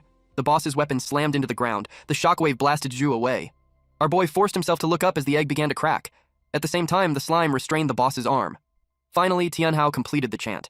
The slime was violently torn away. The boss noticed a glowing blue light. It raised its weapon again. But the light was blinding. Tianhao stared in disbelief. It worked. The unicorn emerged. The boss recoiled in shock. Its limbs were instantly covered in ice. Qing was barely conscious, but she could sense something was wrong. The boss had entered its second stage. With what little strength she had left, she told them to run. Tianhao ordered the unicorn to move. The unicorn charged toward the boss. Wind spiraled violently around its horn. The unicorn leaped toward the boss. By then, the crystal core in its chest had been encased in ice. The unicorn shattered the ice and struck the core directly. The boss's body was instantly obliterated. Qing stared in disbelief. Despite having 30,000 health points, the boss was defeated in a single hit. Tianhao was stunned as well. He asked the unicorn how it felt. The unicorn looked back at him calmly. This special frost unicorn was level 1, with 500 health points, 20 attack, 15 agility, and 10 defense. Its skills were Charm, Pierce, and the ultimate skill, Rainbow Horn. Tianhao gently patted it and praised it. The slime climbed onto his back, clearly wanting attention too. He praised the slime as well. Without it, they would have been completely wiped out. Tianhao then asked the two girls if they were all right. Qing admitted she didn't expect to be saved by him again. She asked if that unicorn was his new summoned beast. She said it was terrifying that a level 1 summon could defeat the Wandering Corpse commander. Even Tianhao hadn't expected that much damage. Qing explained that the Wandering Corpse commander was a dark attribute monster, while the unicorn was a dual attribute summon of light and frost. That attribute advantage was likely why the damage was so overwhelming. Tianhao finally understood. The system announced their success in killing the Wandering Corpse commander. They watched as the reward calculation began. Since the difficulty was Nightmare, all rewards were doubled. It was the first clear, with a completion time of 3 hours and 27 minutes. They received the first clear bonus, the time bonus, and an additional attack bonus for the one-hit kill. The evaluation finished, and they waited for the equipment to drop. Suddenly, Tianhao was transported to a dark space. An ominous floating box appeared in front of him. The item was called Purgatory Spirit Cube, a legendary summoner exclusive equipment. It reduced attack by 30, defense by 50, and agility by 60, but increased mana by 200. Tianhao was confused. He couldn't understand why a legendary item would lower stats. Then he read further. The cube had 3 active effects. First, after defeating an enemy, their soul could be sealed and stored inside the cube. Second, by consuming 5 souls, the soul of the deceased could be attached to a summoned creature. Third, it unlocked at level 10. It also had a passive effect that unlocked at level 4. The description stated it was a spirit from the land of darkness, a guardian of forbidden sins. Tianhao didn't fully understand how the abilities worked. A light above him caught his attention. The Purgatory Spirit Cube shot a beam of light toward it. He saw that the cube now contained 1 soul, the Nightmare rank leader's soul. The soul of the Wandering Corpse commander had been sealed inside. The cube automatically collected souls after battle. Suddenly, a white wolf leaped onto him. Tianhao panicked. Then the wolf transformed back into Qing. She laughed, saying she just wanted to scare him. He thought it was another monster and asked how she turned into a wolf when she was supposed to be a spirit cat. Qing explained that she obtained special equipment. It was called Immortal Bird Feather, an epic druid exclusive item. It doubled attack and agility. Tianhao checked its effects and thought it was better than his own equipment. The feather also had a passive effect that doubled the duration of all druid transformations. Its first active effect allowed her to transform into a deadly frost wolf known for speed. The second allowed her to transform into a brown bear, known for strength. The final effect used the power of the immortal bird to transform into an immortal bird fighter, though it came with serious side effects. Tianhao asked what an immortal bird fighter even was. Qing admitted she didn't know either. Because of the side effects, she planned to be cautious with it. Tianhao advised her not to use it for now, especially after such a hard battle. Shui suddenly called out to them. They turned and saw something small flying near her. Tianhao asked what it was. Shui smiled and said that from now on, she could protect them too. A tiny pixie landed gently on her hat. Shui was delighted with the new equipment she received. It was incredibly powerful. The equipment was Sakran's magic hat, a rare set that included a magic hat she already owned, along with a staff, robe, and necklace. The attributes would only activate when the full set was equipped. She had never heard of Sakran before. Qing hadn't either, so she suggested that once they finished the dungeon, they should return to school and ask their teacher. Tianhao checked the hat's passive effects. It summoned a protective spirit, tripled all magic effects, and allowed Sakran to actively attack. Active effects 1 and 2 were still locked. He pointed at the pixie and said that it was probably Sakran. He was amazed by how strong the passive effects were. When he compared it to his own reward, his cube felt much weaker. His summoned beasts moved closer to him, as if to comfort him. Tianhao smiled anyway. He was just grateful the unicorn had hatched. Without it, they would have been wiped out. Qing tried to pet the unicorn, but it turned its head away. However, it happily let Hui cuddle it. Qing grew annoyed and complained about why it wouldn't let her touch it. Tianhao suggested they leave the area first. The abyss difficulty had suddenly changed, and they had no idea what might happen next. He selected leave. A magic circle formed beneath their feet. They vanished. Then they emerged from the gate. Immediately, they attracted the crowd's attention. The men nearby blushed at the sight before them. Some even got nosebleeds from how beautiful she was. Tianhao was confused by their reactions. He turned to see what everyone was staring at. Standing there was a woman with blue hair, dressed in skimpy, goddess-like clothing. Even Tianhao got a nosebleed. The woman looked at him, called him master, and asked if he didn't recognize her. Only then did he realize she was the unicorn. Meanwhile, in a nearby area where medics were treating the injured, someone rushed to report to a teacher that something was wrong. The teacher asked what happened. The man told him that someone had exited the black abyss.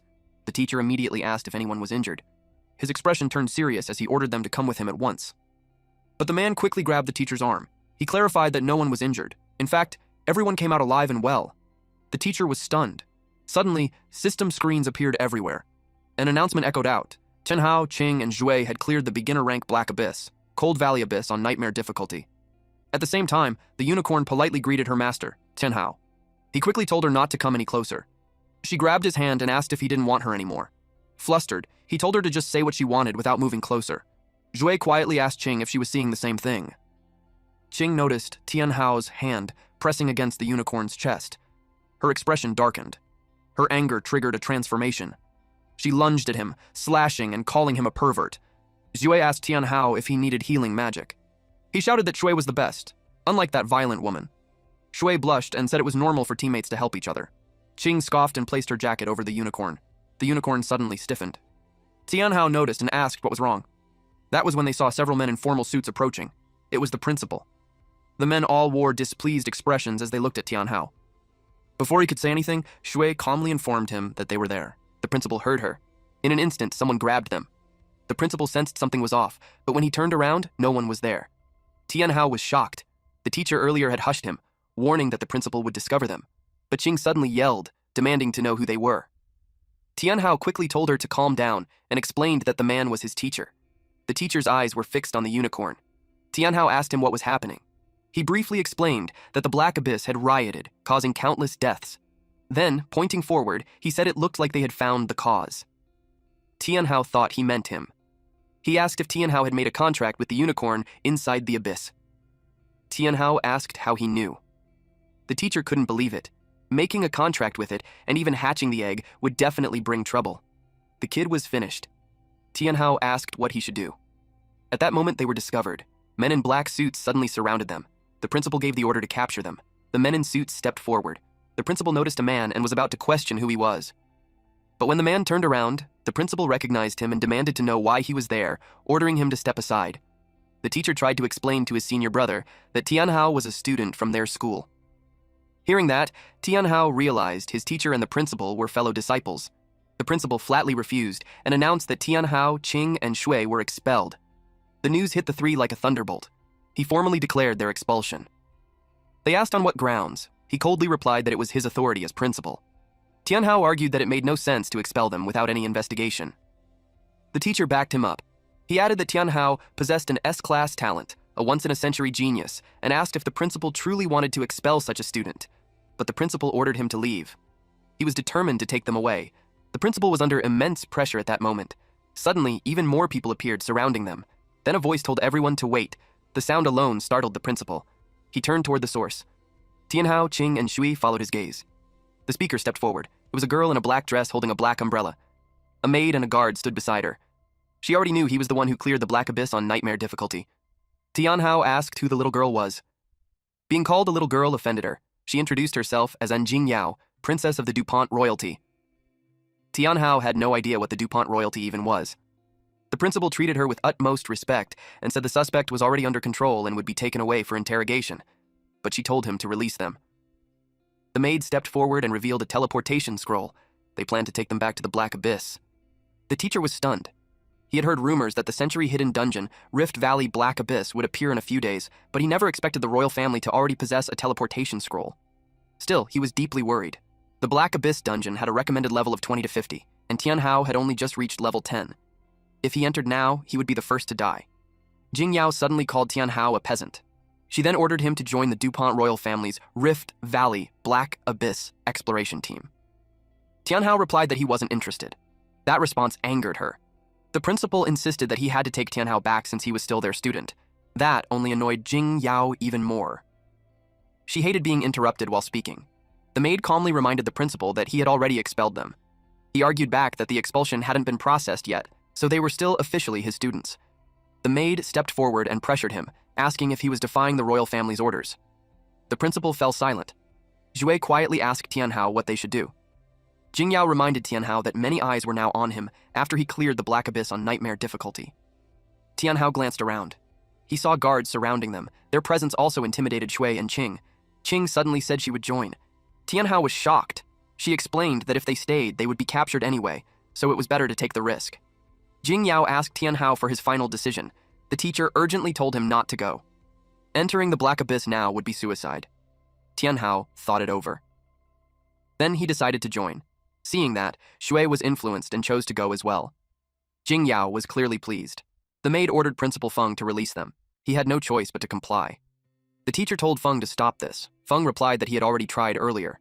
Now the students were on their own. The teacher could only feel regret.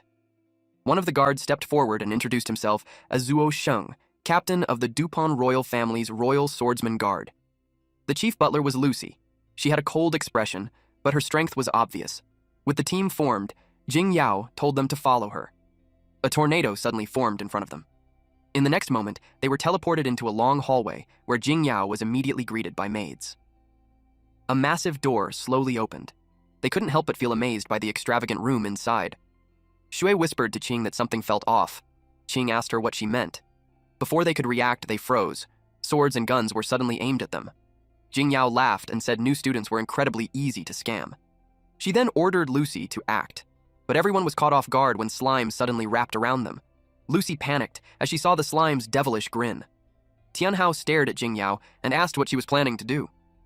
Jing Yao paused. She realized that he had already noticed. He snapped his fingers. The slime immediately released Lucy and Sheng. Tianhao had already noticed something on the way here. Even though Sheng looked relaxed, his thumb never left the sword hilt.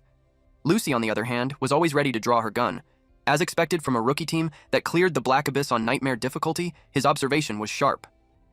Jing Yao asked why he released them, when his summons clearly had the advantage. Tianhao replied that they were in her territory. If a fight broke out, both sides would suffer heavy injuries. At the same time, maids quietly entered the room, knives hidden in their hands.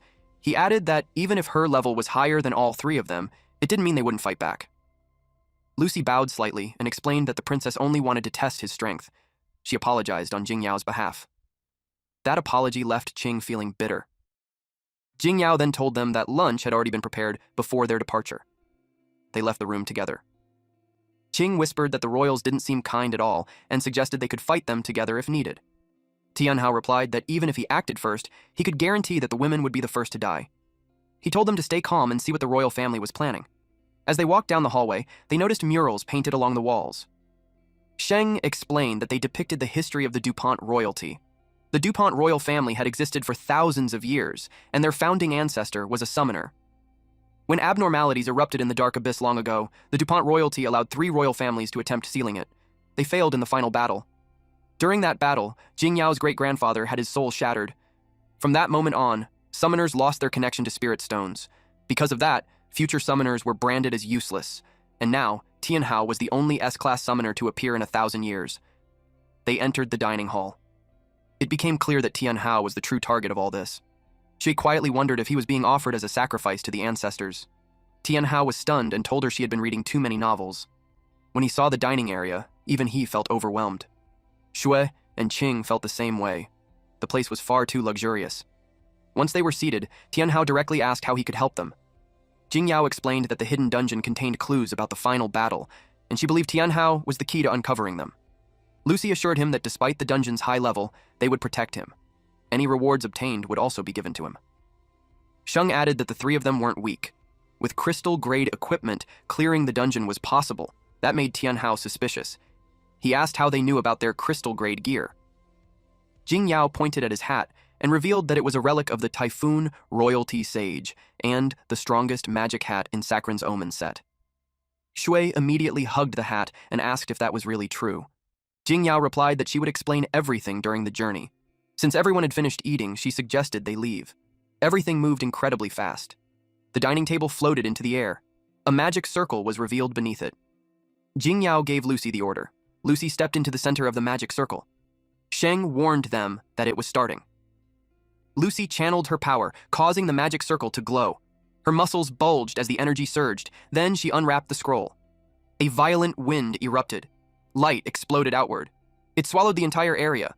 They entered the portal. Lucy informed the princess that they would be waiting on the other side. Jingyao asked Tianhao if he was ready. They stayed wary of her. She could tell they didn't trust the Dupont royals yet. Still, she knew Tianhao understood how dangerous the situation was. She only hoped he could see the bigger picture. Then she stepped into the portal. Shui quietly asked Qing what they should do. Qing stayed silent.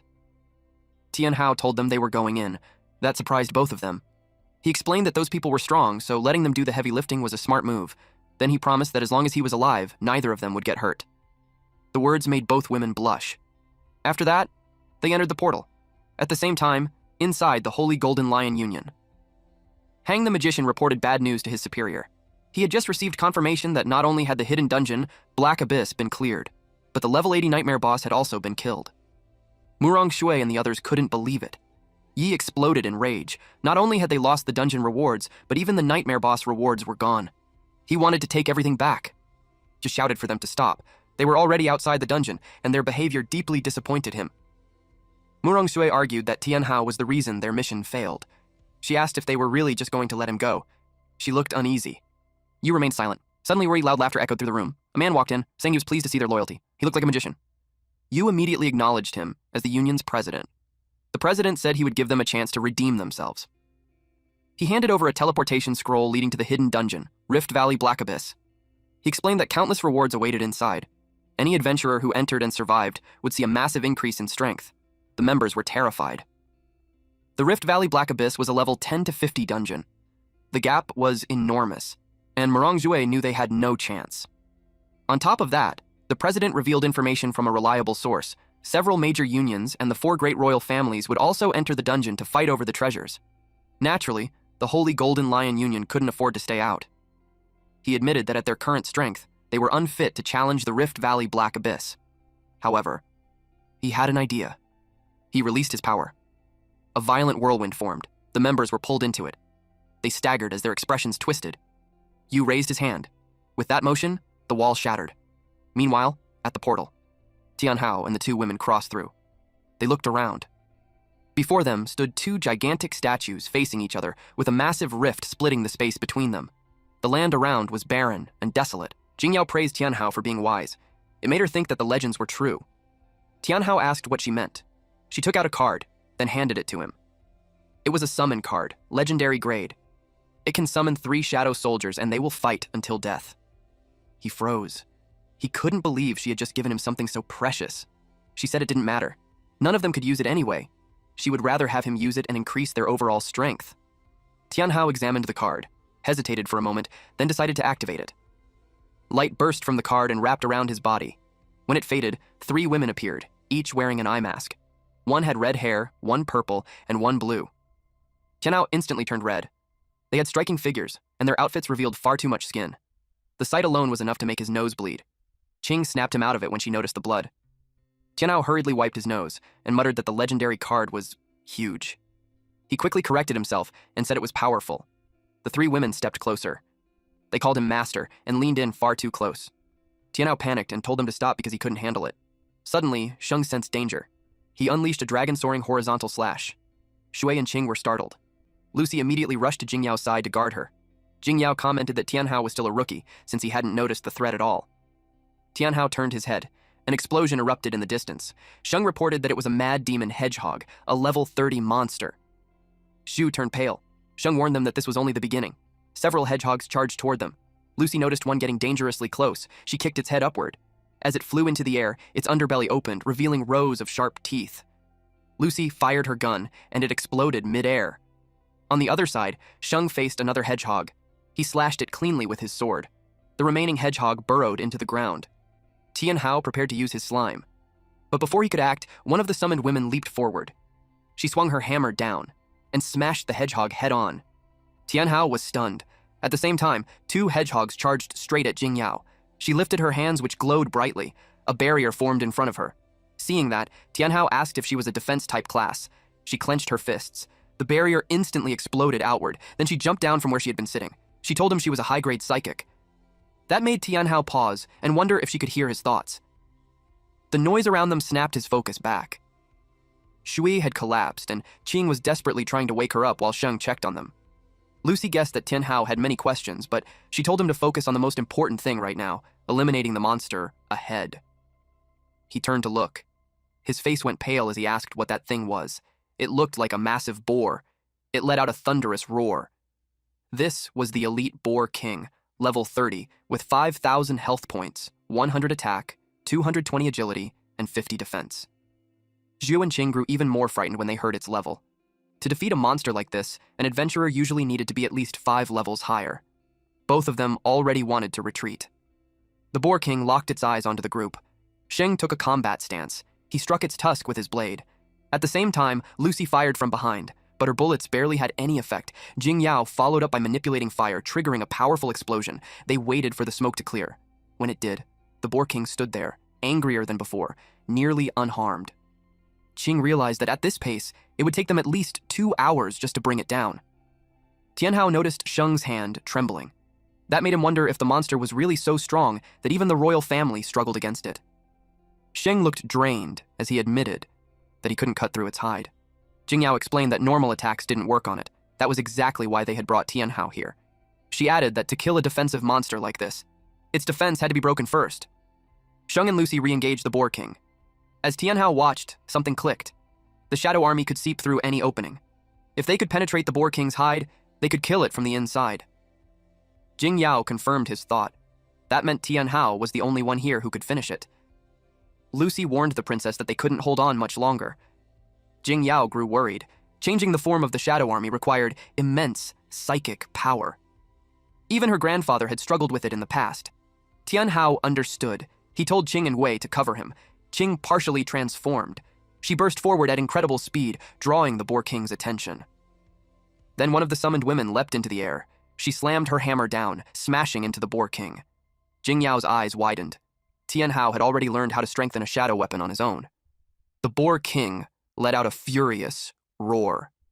The blue-haired summoned woman landed directly on its tongue. The Boar King clenched its teeth in rage as its fury exploded. The Boar King's body was pierced from the inside. Everyone froze as it collapsed on the spot. Tianhao admitted he hadn't expected the Shadow Army to be this effective. Sheng stood there, completely stunned. Lucy was just as shaken. She knew that without bonding for hundreds of years, it was impossible to control a Shadow Army with this level of precision. Jingyao cleared her throat and suggested it was probably just a coincidence. She didn't tell them that the Shadow Army also possessed scouting abilities. Shadowing could move freely through any terrain. It was the most effective scouting skill in existence, and no one had ever fully mastered it. Tianhao asked what she had just said. To her surprise, he had already drawn a map. However, he noticed it was incomplete, and began searching for the missing sections. Jingyao explained that the Rift Valley Black Abyss only opened once every 500 years. The difficulty was so extreme that no one had ever completed a full map. On top of that, Tianhao's Shadow Army level was still too low. It could only scout within a 3,000-meter range.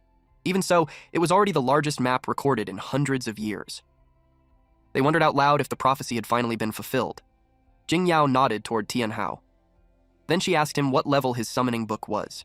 He asked what she meant. Lucy explained that it was the entry-level summoning book, given during registration at the Summoner Association. She asked if he had one. Tianhao looked confused. He said he did have a book, but it wasn't from the association. It was given to him by his teacher. Shang suddenly realized something. Tianhao had used that broken book to clear nightmare difficulty in the cold abyss.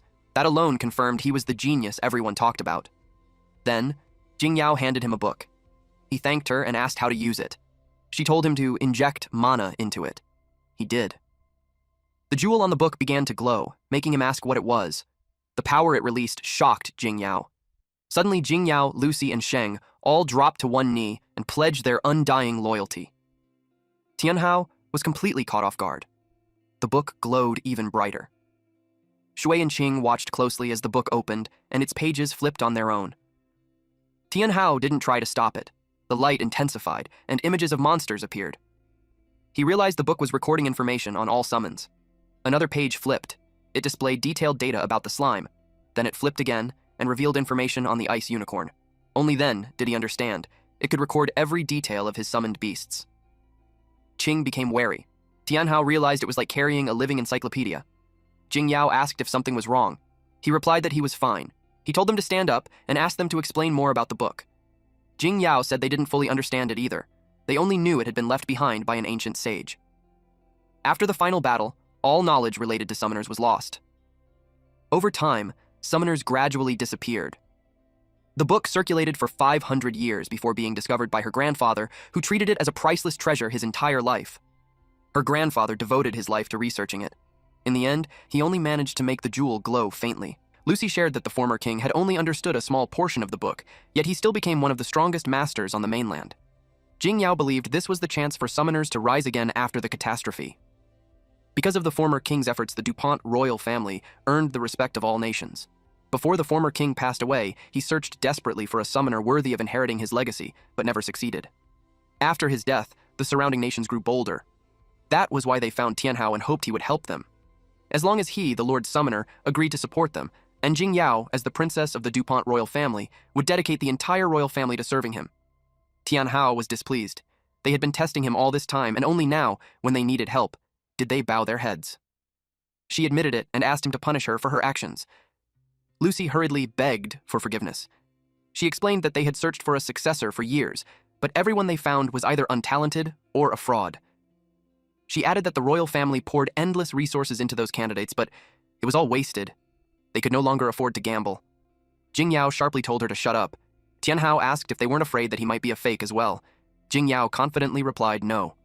He was the only person in 100 years who made the jewel shine that brightly. Her grandfather once said that anyone recognized by the book would become the king of the DuPont family. Qing asked if no one else had tried using the book. Sheng explained that many had tried, but those people were already bound to low-tier treasure books. Once a treasure book is bound, unless the summoner advances to the next stage, they cannot bind another treasure book. They had also tried forcing a bind, but it always ended in disaster. Tianhao hadn't registered at the Summoner Association, which was why he could bind to it directly. He corrected her and said he had earned it. Jingyao explained that if a summoner was not recognized by the treasure book, they would die. Tianhao was startled. He realized that failure would have meant death. They could only beg for forgiveness again. He told them to stop kneeling for no reason and ordered them to stand. He said he had no intention of punishing them. They obeyed. Jingyao then asked what was written inside the treasure book. Tianhao remembered that he now had a very thoughtful subordinate. He glared at her, releasing pressure. He told her to read his mind since she claimed to have that ability. It was a test to see how far she would dare to go. Jingyao was terrified. She said that even if she had the courage, she would never do such a thing. He challenged her again, saying that loyal subjects obey their king. In the end, she forced herself to comply. She was instantly horrified. Her legs gave out, and she wet herself. Her entire body trembled as Lucy rushed to support her. What she saw was Tianhao standing at the center of a terrifying aura, with several red demonic figures clinging to his arms, legs, and back. The scene was horrifying. Lucy helped her up and asked what she had seen. She stared at Tianhao. He calmly asked her to explain. She said she saw a red devil descending upon the mortal realm, one that would ignite a massive revolution. Tianhao reminded her to read his mind, not exaggerate. She bowed deeply and said she had seen a red demon standing behind him. He pointed at his shoulder and asked if she was calling it a demon when it only knew how to act cute. She said her grandfather once warned that if the red devil appeared, the world would drown in blood and carnage. She began to believe the DuPont royal family existed solely to serve him. Tianhao started to think she was insane. None of it made any sense. He remembered to collect the monster's soul. Taking out his cube, he separated the soul from the corpse. Jingyao turned pale. Tianhao now possessed 2 elite monster souls. He wondered what would happen if he implanted a soul into one of his summons. Tianhao noticed that she suddenly fell silent. He was caught off guard when she stepped forward and hugged him. Her chest brushed against him. He blushed instantly, his nose bleeding as she promised that from this moment on, she would face any danger for his sake. Qing snapped in anger and yelled at her to let go of him, shouting that he wasn't someone she had the right to hug. Jingyao fired back, calling her a commoner and telling her to shut up. She boldly claimed that Tianhao belonged to her. That only made Qing even angrier. Tianhao shoved Jingyao away and yelled for them to stop arguing. He reminded them that they were still inside the rift. Jingyao happily replied that she understood. He wiped away the nosebleed and asked Jing Yao why she had brought him into the rift dungeon in the first place. She was about to answer. Suddenly, Sheng and Lucy sensed danger. They shouted a warning as an arrow flew toward them. A purple beam shot out from Tianhao's Purgatory Spirit Cube. It exploded on impact. The Purgatory Spirit Cube continued to release eerie mist. Tianhao demanded to know who was there. A voice replied, sounding pleased that it had finally found him. He waited for the attacker to reveal themselves. Everyone was shocked when Song Xiaolan from the Golden Saint Lion Guild stepped forward. They asked how she managed to get here. She smiled and said he had made it difficult for them to track him down, but word spread quickly after he defeated the hidden boss of the Cold Valley Abyss. She loosed another arrow and mocked him, saying he wouldn't be lucky this time. The arrow shot into the sky. Above them, it exploded into a skull-shaped firework. She declared that the Rift Gem now belonged to them. Tianhao asked Jing Yao what a Rift Gem was. Jing Yao glared at Xiaolan with hostility. She told Tianhao she would explain later, and warned him that Xiaolan was extremely strong. Lucy pulled out her machine guns. She intended to end the fight immediately. She opened fire, unleashing a storm of bullets from both hands. Tianhao was shocked by her firepower. Xiaolan simply smiled. She stood still as every bullet bounced harmlessly off her body. Tianhao's face went pale.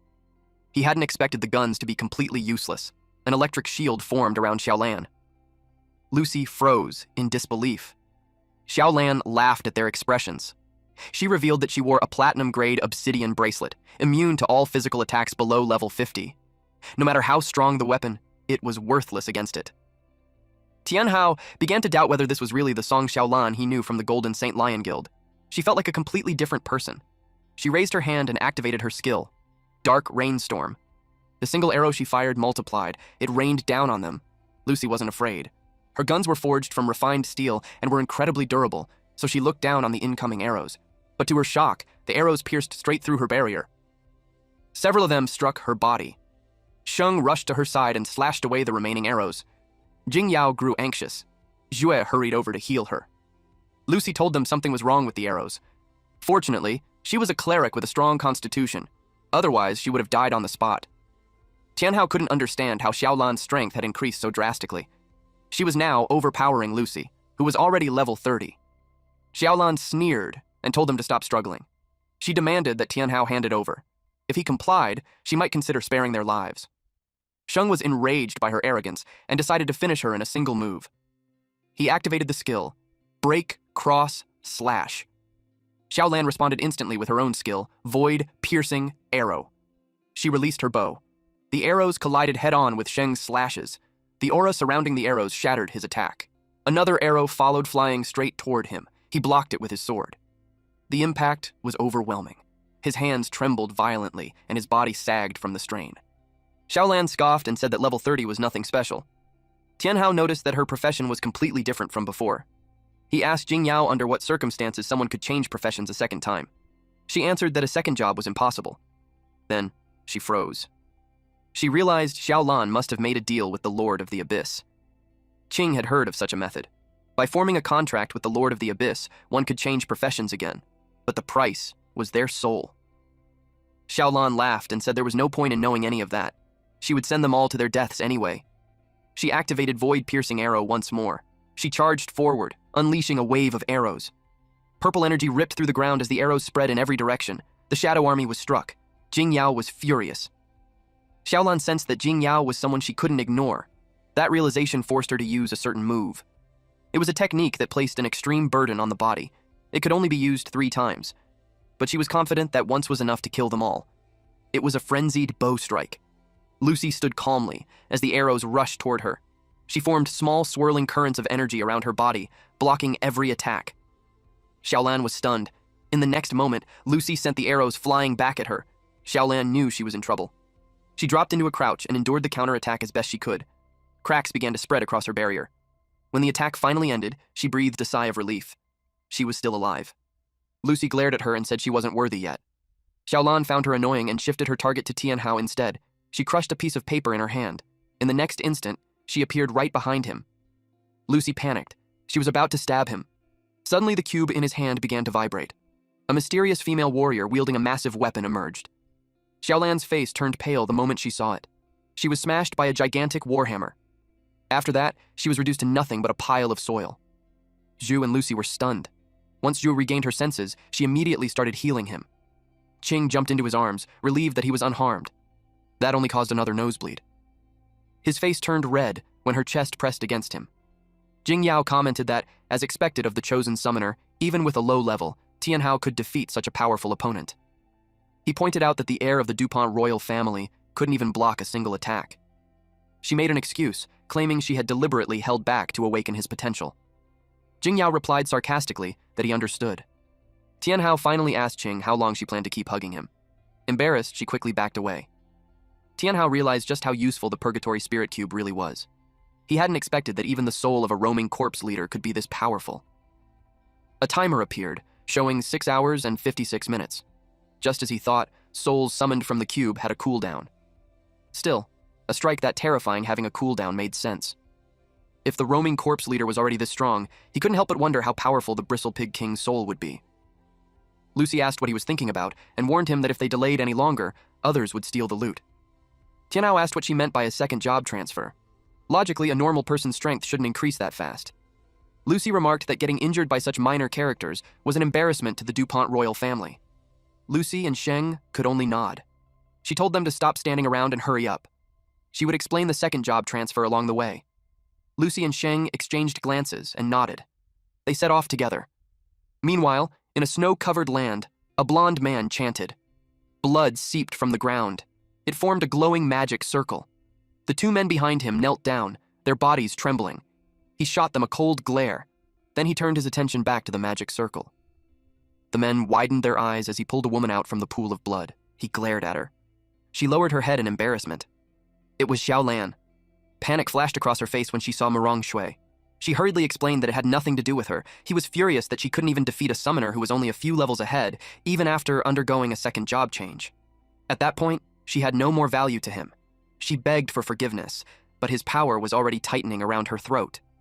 If not for her contract with the Lord of the Black Abyss, she would have died long ago. He gave her one last chance. If she failed again, she would become food. He injected his power into the mummy doll. She thanked him for his mercy. He then left for the burial ground, warning her that she could not fail. She bowed deeply to him. The moment he was gone, anger twisted her face as she swore to kill Tianhao. Meanwhile, Tianhao and his companions entered a dark alley covered with plants and purple flowers along the walls. Tianhao was surprised that such a desolate place could still support plant life. Xue's eyes sparkled when she recognized them as a premium medicinal herb sold in pharmacies. Lingzi grass. She couldn't understand how it was able to grow here. Jing Yao explained that a single stalk of Lingzi grass was worth hundreds of gold coins. Yet here, they grew like wild weeds.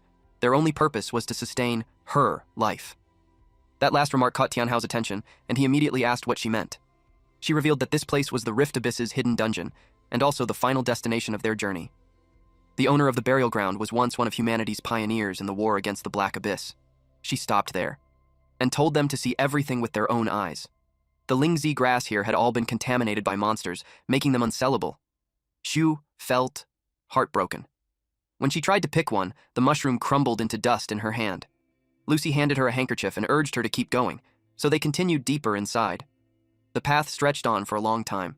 At its end, they arrived at a vast field filled with Lingzi grass. Jing Yao told them that this place was the secret behind the second job change, and also the price paid for opposing the Black Abyss. A naked woman was bound to a tree. Qing asked what that was. Jing Yao explained that the second job change was created when the Abyss Lord absorbed the life force of those who changed jobs. The woman, along with all the original team members. They had become nourishment for the Abyss Lord, causing the Black Abyss to fall into its current twisted state. The Abyss Lord stole the life energy of job changers, granting ordinary people the opportunity for a second job change. Anyone who undergoes a second job change has their soul seized by demons. If they disobey, they can be reduced to dust at any moment. Tianhao frowned as he realized she had known everything from the beginning. Now he couldn't understand her true reason for bringing him to the Rift Abyss. She suddenly grabbed his forearm and revealed that her goal was to stop all of it. He asked how he was supposed to do that. She told him that only the hand of a summoner could call forth the final traces of spiritual power, the hearts, left behind by the original team members, and use them to halt the Abyss Lord's plan of destruction. When Tianhao touched it, a golden light burst forth. The light gathered at the woman's chest. When it faded, an emblem of holy light was revealed. Our boy wondered what this holy light even do. Lucy revealed that the person standing before him was actually the first-generation human holy cleric, Jiang Qingshui. He was stunned by the revelation and stared at her closely. Jingyao noticed the spirit stone in his hand and explained that it reacted because of his powerful spiritual summoning talent as an S-rank summoner. Unexpectedly, Zhang's spirit stone was a protective charm. She suddenly woke up and shouted at them to give it back. They all tensed up when they saw the anger on her face. Tianhao told everyone to step back. At that moment, plants with sharp teeth burst out of the ground. Qing instantly transformed and took a combat stance. Qing Shui released her power. Jingyao sensed danger. Qing Shui's energy condensed into a single orb. Then she fired it straight at them. They barely managed to raise a barrier, but it shattered. Jingyao and Tianhao were sent flying. They slammed into the mountainside. Jingyao cursed under her breath. Tianhao asked her what was happening. She snapped at him to stop talking and quickly transfer his power to her. She was sitting on his lap and gripping both of his hands, making his face turn red. He asked how he was supposed to transfer it. She urgently told him to use restoration magic. He had a guess about what she meant, but he needed to be sure. Shui, Sheng, and Qing grew anxious as Qing Shui prepared another attack. Sheng drew his sword. He stepped directly into the path of the beam and swung his blade at it. He shouted to Jingyao that he couldn't hold on much longer. She pushed Tianhao harder. Nothing else mattered to her anymore. She kissed him. Tianhao froze. He realized how soft and sweet a beautiful girl's lips were. His nose started bleeding, but he kissed her back. Golden light wrapped around both of them. Shui saw it and immediately pointed it out to Qing. Qing scolded Tianhao. At that moment, Jingyao shoved him away. Playtime was over. She had fully recovered, and now she was ready to strike back. The condensed orb of power kept growing, becoming larger and denser. Another force merged into it, making everyone even more terrified. Tianhao suddenly realized that Jingyao had absorbed his spiritual power. Qing Shui began preparing another attack. Jingyao coldly told her that someone like her had no place in the new era and should simply disappear. Qing Shui froze in shock as her power suddenly dissipated. Jingyao released her own power in response. She controlled it carefully, until it pierced straight through Qing Shui. Jingyao admitted she hadn't expected Tianhao's spiritual power to be this strong. She was distracted for a brief moment when Lucy called out and pointed at something. The Lingzi grass was falling, and it was gathering around Qing Shui. Jingyao told her to stop struggling, but Qing Shui screamed instead. Jingyao immediately sensed danger. It was a series of sonic wave attacks. Jingyao was hit directly. Tianhao hurriedly summoned his slime to help her. The slime caught her in midair. She told him not to worry about her. She tried to stand up and continue fighting. Tianhao stopped her, saying he had already received so much from her and couldn't ask her to fight for him again. He looked at Qing Shui and declared that something born from the old era should be ended by the people of the new era. He stepped forward, ready to fight alongside his slime and unicorn. Qing Shui was horrified when she saw him, which only drove her into a frenzy. She gathered her power once more. Tianhao called for Qing's support. A powerful beam of energy shot straight toward Tianhao. He didn't move. To his surprise, a massive polar bear appeared in front of him. It blocked the attack. Tianhao stared in shock. Shui immediately recognized it. It was a cyclone's protective spirit. Jingyao commented that Tianhao's companion was incredibly strong. The bear gathered its remaining strength and shoved the powerful beam away. The force burned its paws, and the transformation faded, revealing Qing. She urgently told Tianhao to hurry. There was a gap in the light sphere he could exploit. Tianhao used slime spit to summon more slime. Thick red goo splashed over Qing Shui. He mounted his unicorn and released the Boar King spirit to attack next. The massive tusk lunged forward, aiming straight for Qing Shui. But she blocked it with her bare hands. Her chest was exposed, revealing a glowing star-shaped mark. Jingyao saw it and immediately shouted for Tianhao to destroy the demon core. Qing Shui twisted the tree branches around her, blocking Tianhao's path. Lucy and Sheng grew anxious. The situation was turning bad. Qing Shui no longer looked like herself. She claimed they couldn't stop the demon's advance. She fired multiple beams of power at Tianhao while he was airborne. He couldn't dodge and could only brace himself, but nothing hit him.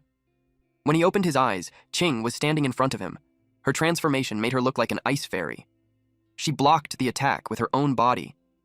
Luckily, she had a skill that could regenerate her wings. She urged him to move now. It hurt Tianhao to leave her behind, but he had no choice. He commanded the unicorn to use Rainbow Horn. The unicorn reverted to her demi-human form. Qing Shui froze in horror when she saw it. The unicorn charged forward and drove her horn straight into Qing Shui. Then she pulled back. Qing Shui screamed in pain. The demon core shattered. Tianhao felt a wave of relief as it finally worked. The dark spirit was forced out of her body. They all watched as it fled into the distance. Lucy and Sheng finally relaxed, knowing it was over. Our boy then noticed Qing Shui. and just to make sure everything is fine, he made a decision. Tianhao summoned the Shadow Legion to restrain her. Slime, together with her clone, heeded the command. Qingshui then slowly regained her senses and thanked him for saving her. Tianhao was stunned by her sudden action. He stepped closer to her.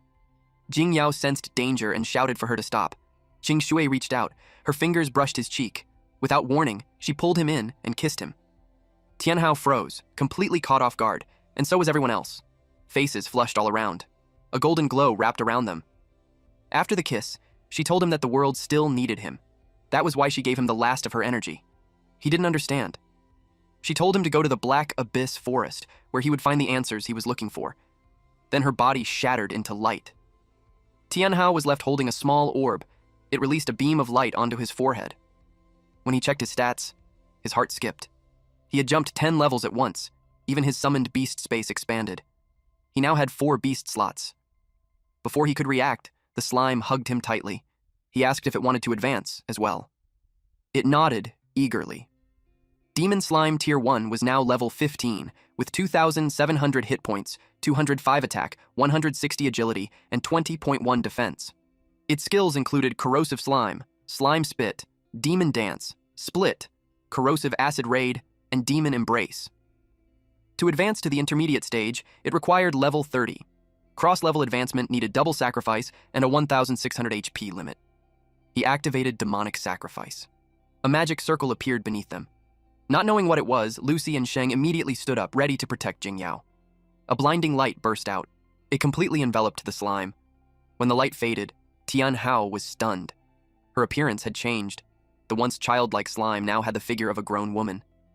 Our MC couldn't really believe the situation. Slime could speak too. She jumped forward and hugged him tightly. Her chest pressed against his face, making him blush hard. She tilted her head and asked what was wrong.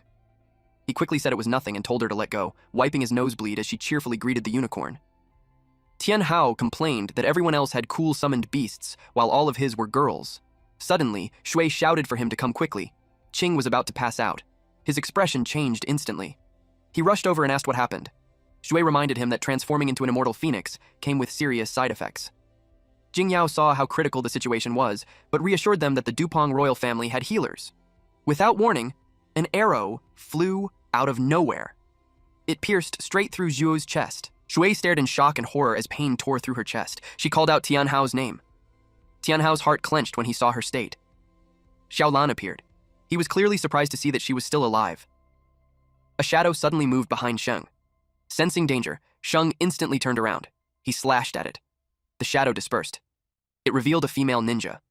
Apparently this lady has also been looking for Tianhao. Meanwhile, Shui trembled as she realized she had been shot. Her pixie desperately tried to pull the arrow out. Shui weakly told Tianhao that she was happy she got to be with him. Lucy caught Shui before she collapsed and told Tianhao to protect her while she cast healing magic. Sheng stood firm, guarding their rear. But the female ninja ignored him. She had only one target, Tianhao. Jingyao stepped in front of him and told him to run as far as he could. There was still an hour before the teleportation array activated. He was their hope. But he said no. That answer caught her completely off guard. Tianhao was furious that his companions had been hurt. He warned them that there would be consequences. Jingyao grew anxious. He still held Qingshui's spirit stone. If he didn't leave now, it would be too late. But Tianhao chose this moment to test his strength. Xiaolan mocked him, telling him to stop pretending. She said he only escaped last time because she allowed it. She then demonstrated the power she gained after being reborn. Energy gathered around her. Then she released a volley of arrows. Tianhao shoved Jingyao aside. Xiaolan was confident. This attack was stronger than before. But she was wrong. The demon's slime caught the arrow and swallowed it whole. It was a new skill. Elemental Devour. Purple energy surged violently from the demon slime.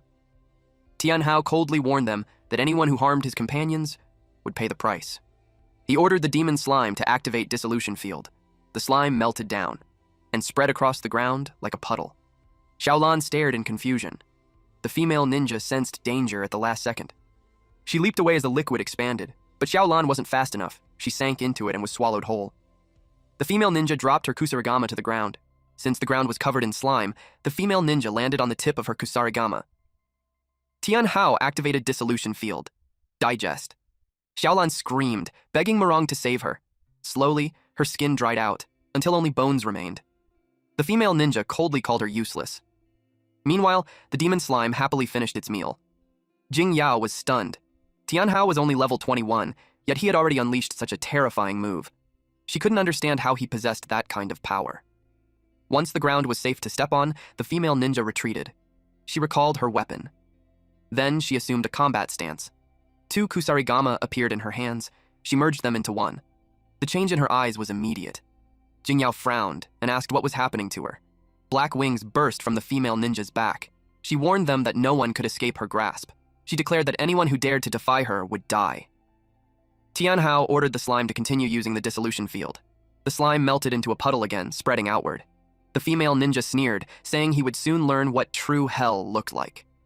Even she looked slightly uneasy. She slammed her weapon into the ground, calling down lightning. The earth cracked open. A gate of hell split the ground apart. Tianhao was overwhelmed by the chaos. The slime began to fall. Mid-air, she reverted to her original form. Luckily, the unicorn caught her. Tianhao rushed over. The slime apologized softly. The unicorn stepped forward and offered to take her place. Tianhao hesitated, and the unicorn noticed his doubt. At the same time, the female ninja changed targets. At first, she wanted Tianhao dead. Now, her gaze shifted to Sheng. Behind him stood Lucy and Shui. She pointed at them and told them to go to hell. Sheng calmly replied that a sword could cut iron, and it could also cut the soul. She unleashed her attack. A bright blue blast tore forward, ripping through everything in its path. Sheng was caught off guard for a split second, but his fighting spirit surged. His arms moved rapidly, deflecting the strike. The female ninja clicked her tongue, impressed by his toughness. Then her eyes widened. Sheng activated the Sword of the Heart ultimate technique, Phantom Swift Slash. In the blink of an eye, he vanished. The distance between them disappeared. Lucy and Jing Yao felt hopeful, until they realized the female ninja was completely fine. The ninja mocked the move, calling it nothing more than an amateur trick. Then she grabbed Sheng by the neck. Sheng coughed up blood and lost consciousness. She flung him far away. She was done playing games. She didn't expect Tianhao to attack immediately, ordering the unicorn to strike with Rainbow Horn. In a split second, the unicorn was already on her. She knocked the horn aside with her weapon. She shouted for them to stop, saying she was finished playing. Then she slammed the unicorn away with overwhelming force. The unicorn crashed to the ground beside Tianhao. Jing Yao yelled at him to run, warning that it would be too late if he stayed, but Tianhao refused. He still had the Shadow Army and the Purgatory Spirit Cube. She told him those attacks couldn't break the enemy's defense. The unicorn urged him to use demonic sacrifice on her. He hesitated because her injuries were already severe, but she told him to trust her. He finally agreed. He activated demonic sacrifice. A magic circle appeared, bathing them in red light. Crimson marks spread across the unicorn's body, and her eyes turned blood red. When she stepped forward, the ground shattered under her strength. She transformed into a demonic frost unicorn, level 10, with 3,500 hit points, 120 attack, 100 agility, and 15 defense. Her skills were Demonic Rainbow Horn and Frost Embrace.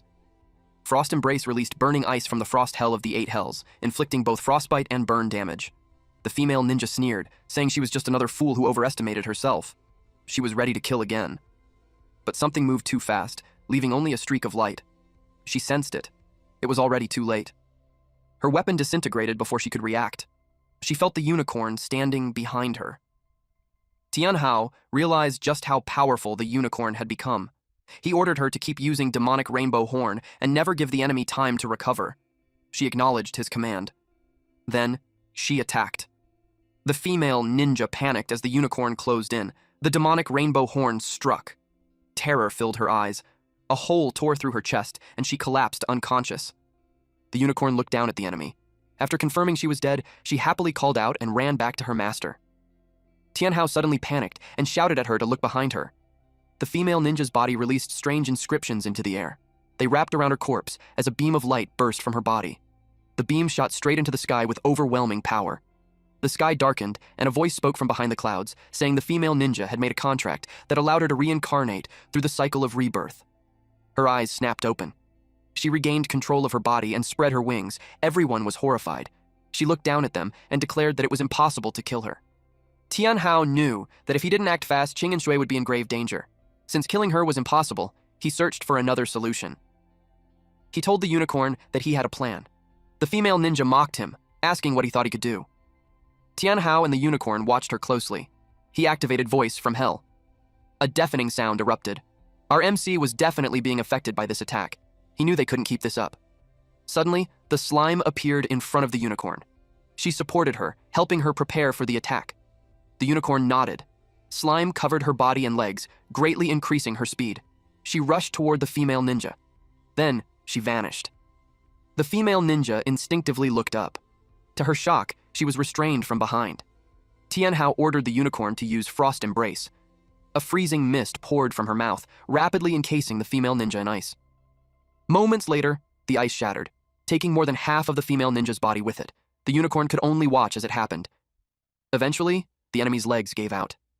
She looked completely drained and reported to her master that it was finally over. The system announced that they had completed the hidden quest, Black Abyss, Burial Grounds. Everyone froze when the screen appeared. The system evaluated the results. The Abyss difficulty was Nightmare level, granting double rewards. They also received a first clear bonus and a time bonus for completing it in 16 hours and 45 minutes. After the evaluation, the system announced that a hidden piece of equipment would drop. But Tianhao ignored the rewards. He only asked to be returned to the city so they could treat the wounded. Qing, Shui, and Sheng had all reached their limits. Lucy said she was barely able to maintain Shu's heartbeat and feared it was about to stop. Suddenly, a circular mirror formed around them, leaving her completely stunned. Jingyao told them to open the portal quickly. Lucy was worried that her body couldn't handle any more mental power, but Jingyao insisted they open the portal anyway. At that point, blood was already running from her head. Lucy quickly used the Grandmaster Escape Scroll. A magic circle began to form, and it spread out, covering all of them. As soon as they were teleported, Tianhao started shouting for someone to come at once. The maids rushed in and were shocked by their condition. Tianhao told them to call a medic right away. He didn't look well at all.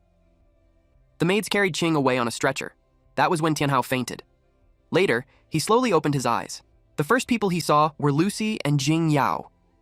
He was startled and asked what they were doing there. Jing Yao felt relieved when she saw him awake. She asked if he knew how long he had been out. Tianhao didn't even realize he had been unconscious. Lucy told him it had been 3 days. She asked if he was still feeling unwell. He gently moved her hand away from his head and said he was fine. Then something hit him. He quickly asked what happened to Qing and Sheng. Jing Yao told him he should show some concern for her first. He just laughed it off, saying she looked the same as always, with rosy cheeks and flawless skin. She got annoyed and told him that the DuPont Royal Infirmary was the best in the world. Of course, those two were fine. They went to the infirmary. The first one they visited was Qing. She was lying inside a water capsule, wearing only her underwear, and that gave Tianhao a nosebleed. He got embarrassed and quickly wiped it away. Then, he asked where Sheng was. Jing Yao told him that Sheng had already gone on another mission and was expected to return by tomorrow. He commented that Sheng was a true model worker. Then she brought up the clearing rewards. She expected he gained much more than them. He had completely forgotten about it. So when she reminded him, he checked. He frowned at what he saw.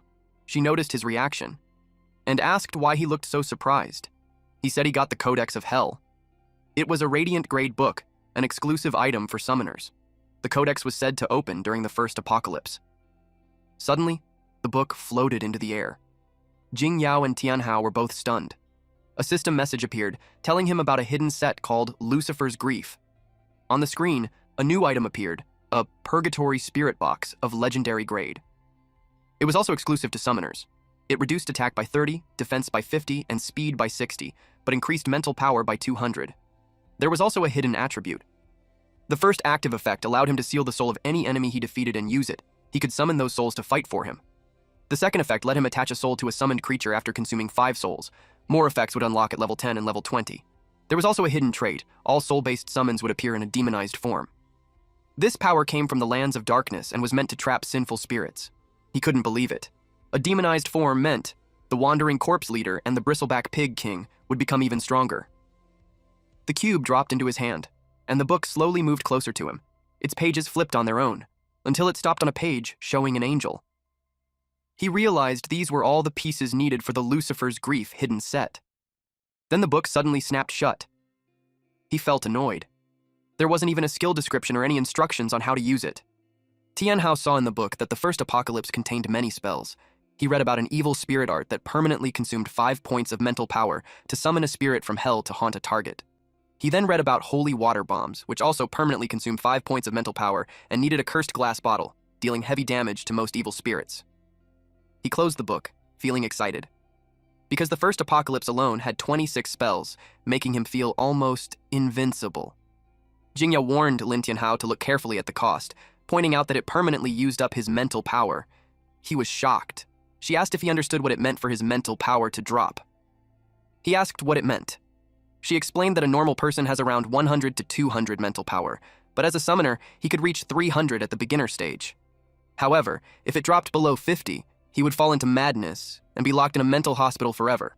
He panicked and asked why it had to be permanent.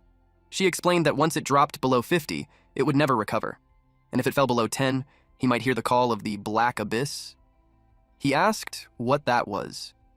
She said their DuPont royal family did not specialize in this kind of art, so she would need to ask someone else about it. She added that she had never seen equipment that used the user's own stats like this. She told him to seal it away for good. He admitted he did not expect it to be this dangerous. Jingyao then went to prepare for the next Black Abyss dungeon raid. She also told him that his vice principal had asked him to return to school yesterday, so he should go when he had time. He wondered why the vice principal wanted him back.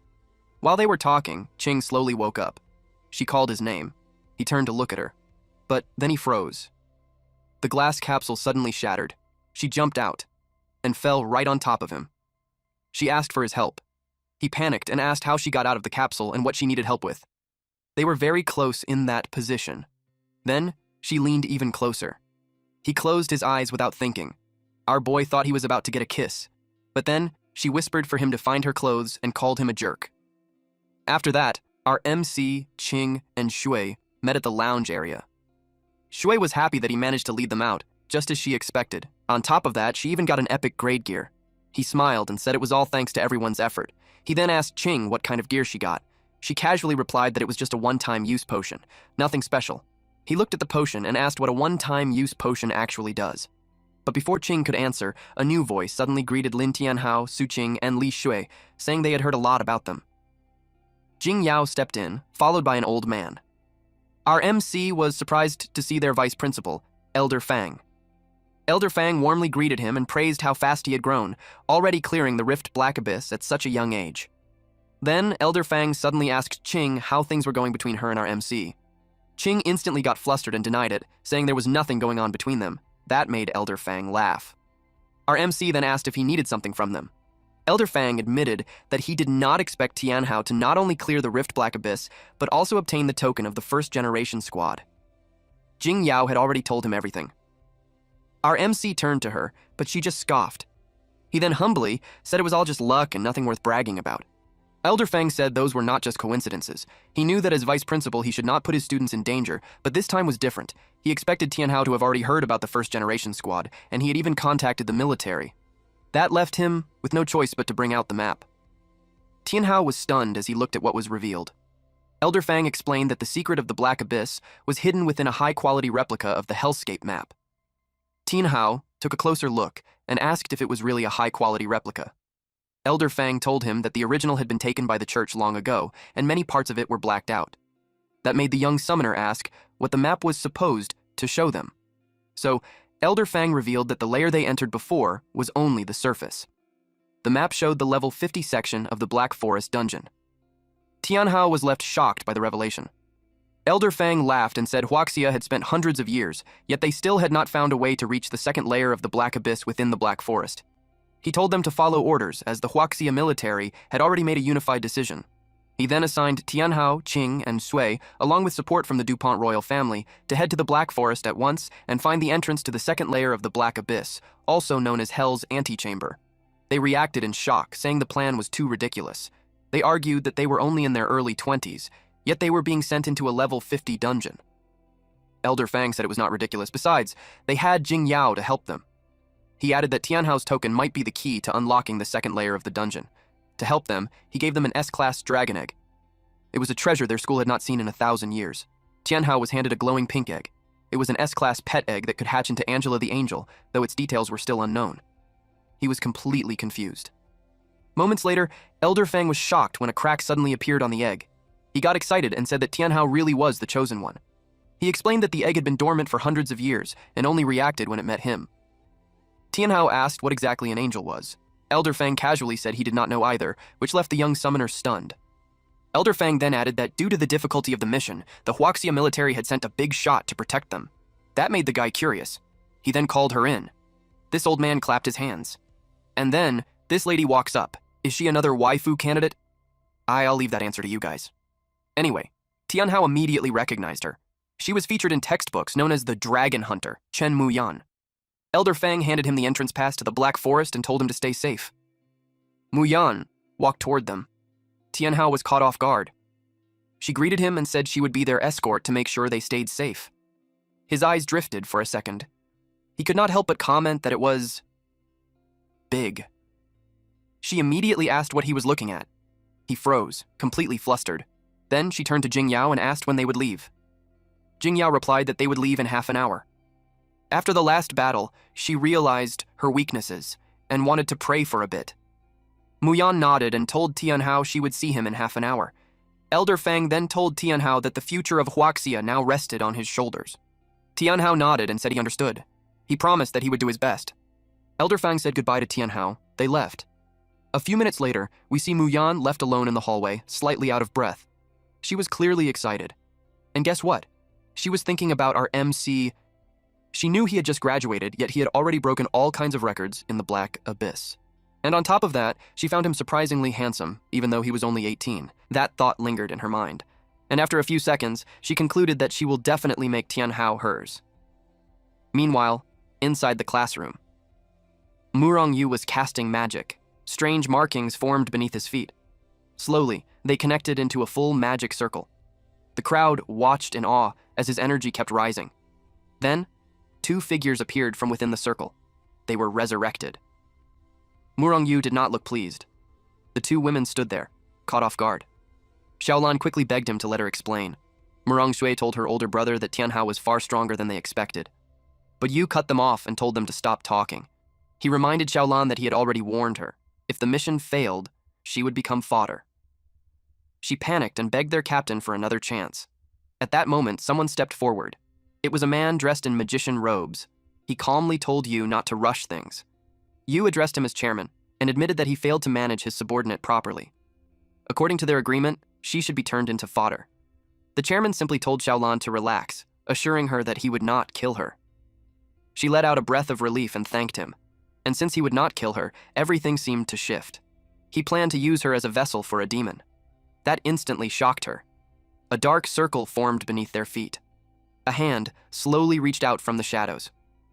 She begged them to stop. More hands followed, grabbing her legs and pulling her down. She cried out, begging the chairman to listen. But a hand covered her mouth. Her screams were cut off. And in the next moment, she was gone. Murong Shui stood there, completely shaken. The entire room fell silent. The chairman calmly told everyone not to lose heart. He had just received intel that Tianhao and his team were preparing to head to the Black Forest. Yu's eyes widened as he asked if they were really going to Hell's antechamber. The chairman turned to Murong Sui and told her this was her last chance. If she failed, she already knew how it would end. He shouted at her to move. With a sharp pull, he tore away her cloak, exposing her while ordering her to carry out the demon's command. A sudden light shone down on her. She froze in place. An hour later, we see someone suddenly shatter a glass. Murong Sui told her brother not to worry, promising she would succeed this time. But Yu cut her off, saying there was no need to say more. They would deploy all their forces to kill Tianhao in the Black Forest. Another subordinate tried to reassure the captain, saying they would do their best. The captain shut them down and told them to stop talking. The subordinates fell silent, their faces tense. He then looked at the glowing mark on his hand. The 2 subordinates quickly begged him, saying they had not even faced Tianhao yet. They pleaded for one more chance. Murong Yu coldly said he wanted to see Tianhao dead within 30 minutes. Otherwise, the 2 of them would become his blood packs. They stiffened and immediately agreed. Murong Shui warned her brother that if they did not act in the Black Abyss, the Golden Sacred Lion Guild would be targeted by Huaxia. He snapped back, saying it did not matter. He revealed that their guild leader had already formed an alliance with the other 4 major guilds, so Huaxia would not dare touch them. But Murong Shui still looked uneasy. He gently patted her hand. Then he said with confidence that even if Huaxia rejected them, someone else would take them in. Meanwhile, Jingyao stood in front of a statue, quietly praying. Lucy stayed beside her. She softly begged her grandfather, asking to return alive from the Black Forest. Blue orbs of light began to appear in the air. They drifted toward her. Then they rushed into her body, making her eyes glow bright blue. She raised her hand, gathering blue magic. It shot forward and struck the statue. The statue shattered into pieces. Lucy was stunned. She quickly stood up and asked what happened. Jingyao calmly said it was nothing. Then she asked how the mechanical upgrade of Lucy's body was going. Lucy replied that Dr. Yang's mechanical body had passed all tests. It was already installed, and she could use it in the next battle. Jingyao reminded her that as the only A-rank firearms master in Huaxia over the past 5 years, her mission this time had only one goal. Lucy nodded and said she would protect the young lady no matter what. Jingyao shook her head. She corrected her and said she must protect Tianhao instead. Meanwhile, Sheng knelt and begged his master to help him one more time. The master admitted that it was the first time he had seen him in such a sorry state since leaving the Dragon Dojo. His sword was broken, and because of that, he could not protect the people he was meant to guard. The master told him to stand up. He then showed him the Dragon Dojo's prized artifact, the white dove, and told him to take it and do what he must. Sheng was caught off guard. He quickly thanked him and accepted it with deep respect. His master then told him that the future of Huaxia was now in his hands. Back to this trio. Tianhao, Qing, and Shui stepped outside. They were ready to leave without taking any rest. Shui told Qing not to blame Tianhao, explaining that the dungeon was extremely difficult and they needed more preparation. Qing shot back, saying Shui was only defending Tianhao because she liked him. Xue blushed and told Qing to stop talking nonsense. Little did they know, they were being followed. They were Yu's subordinates, already preparing to strike. Suddenly, strange marks appeared on their necks, and their weapons began to glow. They froze in confusion. Then, a voice called out to them. It was Muyan. She asked what they thought they were doing. The men were shocked. They demanded to know who she was, but in the next breath, they declared it did not matter. Anyone who got in their way would die. One of them swung his sword. She blocked it with her bare hand. The attacker froze, unable to believe it. Muyan simply smiled. Then, with a slight motion, she crushed the sword. That alone shook them. She calmly told them to stop struggling. Another attacker quickly fired at her. She caught the bullets mid-air using her magic. The gunner turned pale. His weapon had already gone through a second-class enhancement, so it should not have been easy to break or stop. Muyan's eyes turned cold.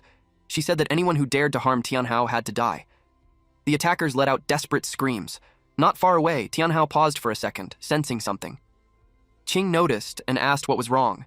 He shook his head and said it was nothing. Meanwhile, Muyan stayed hidden in the shadows. Within moments, the men were gone. She looked at the direction Tianhao had gone and smiled to herself. She was glad she got rid of them. Then she quietly said that Tianhao would be hers. Meanwhile, these weaklings have been resurrected too. They begged the captain to hear them out, saying there was something strange about Tianhao and they could not do anything against him. Murong Shui coldly replied that aside from Tianhao and his summons, everything around him was normal. If they failed, they should accept it instead of making excuses. The men insisted that there really was a woman hiding in the shadows, using claw gauntlets to protect Tianhao. They added that she was terrifyingly strong. Yu cut them off and told them to stop talking, reminding them of the agreement. Still, they kept begging, asking for one more chance. Without another word, Yu raised his hand. The mark on it glowed, and in the next second, red beams shot out and struck the men. Their screams echoed through the room. Murong Shui looked shaken and asked her brother if that woman they mentioned was real. Yu calmly said the name, Dragon Hunter, Chen Muyan. She froze in shock upon hearing that. One of the 21 guardians of Huaxia. Yu then realized that Huaxia was making its move as well, but it did not bother him. He ordered everyone to scatter outside the Golden Sacred Lion Guild and regroup at the arena. Then he thought to himself, even if Chen Muyan was protecting Tianhao, it still would not be enough to stop him. In another setting, Lucy announced that the portal was about to open. Sheng noticed Tianhao seemed a bit off and asked what was wrong. Tianhao pointed at his sword. He recognized it as the White Dove katana and wondered if the Dragon Dojo would really give up such a prized treasure. Tianhao remarked that the White Dove looked incredibly handsome. Then he glanced at Jingyao, making her ask why he was staring at her. He told her that her spirit power was rising so fast that he could already feel the pressure coming off her. She snapped back, warning him to stop looking or she would gouge his eyes out. He just teased her, saying she seemed worked up and should go ahead and try. Muyan watched from the side, surprised that Jingyao had used the DuPont family's ancestral blessing prayer. But she remained confident that Tianhao would eventually be hers. Lucy then announced that the portal was ready.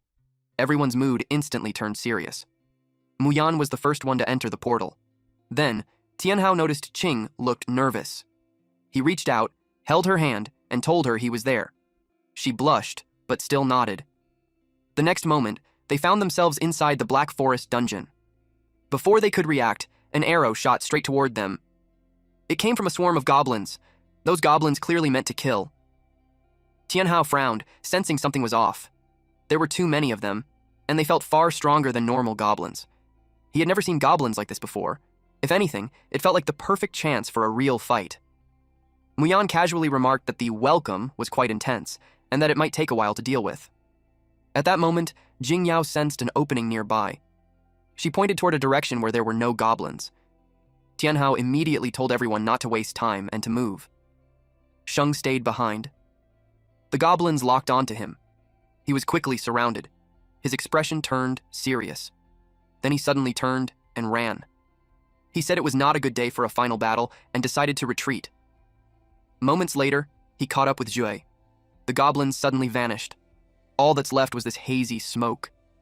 In their place, a man in a black hood and a woman with red horns appeared deep in the forest.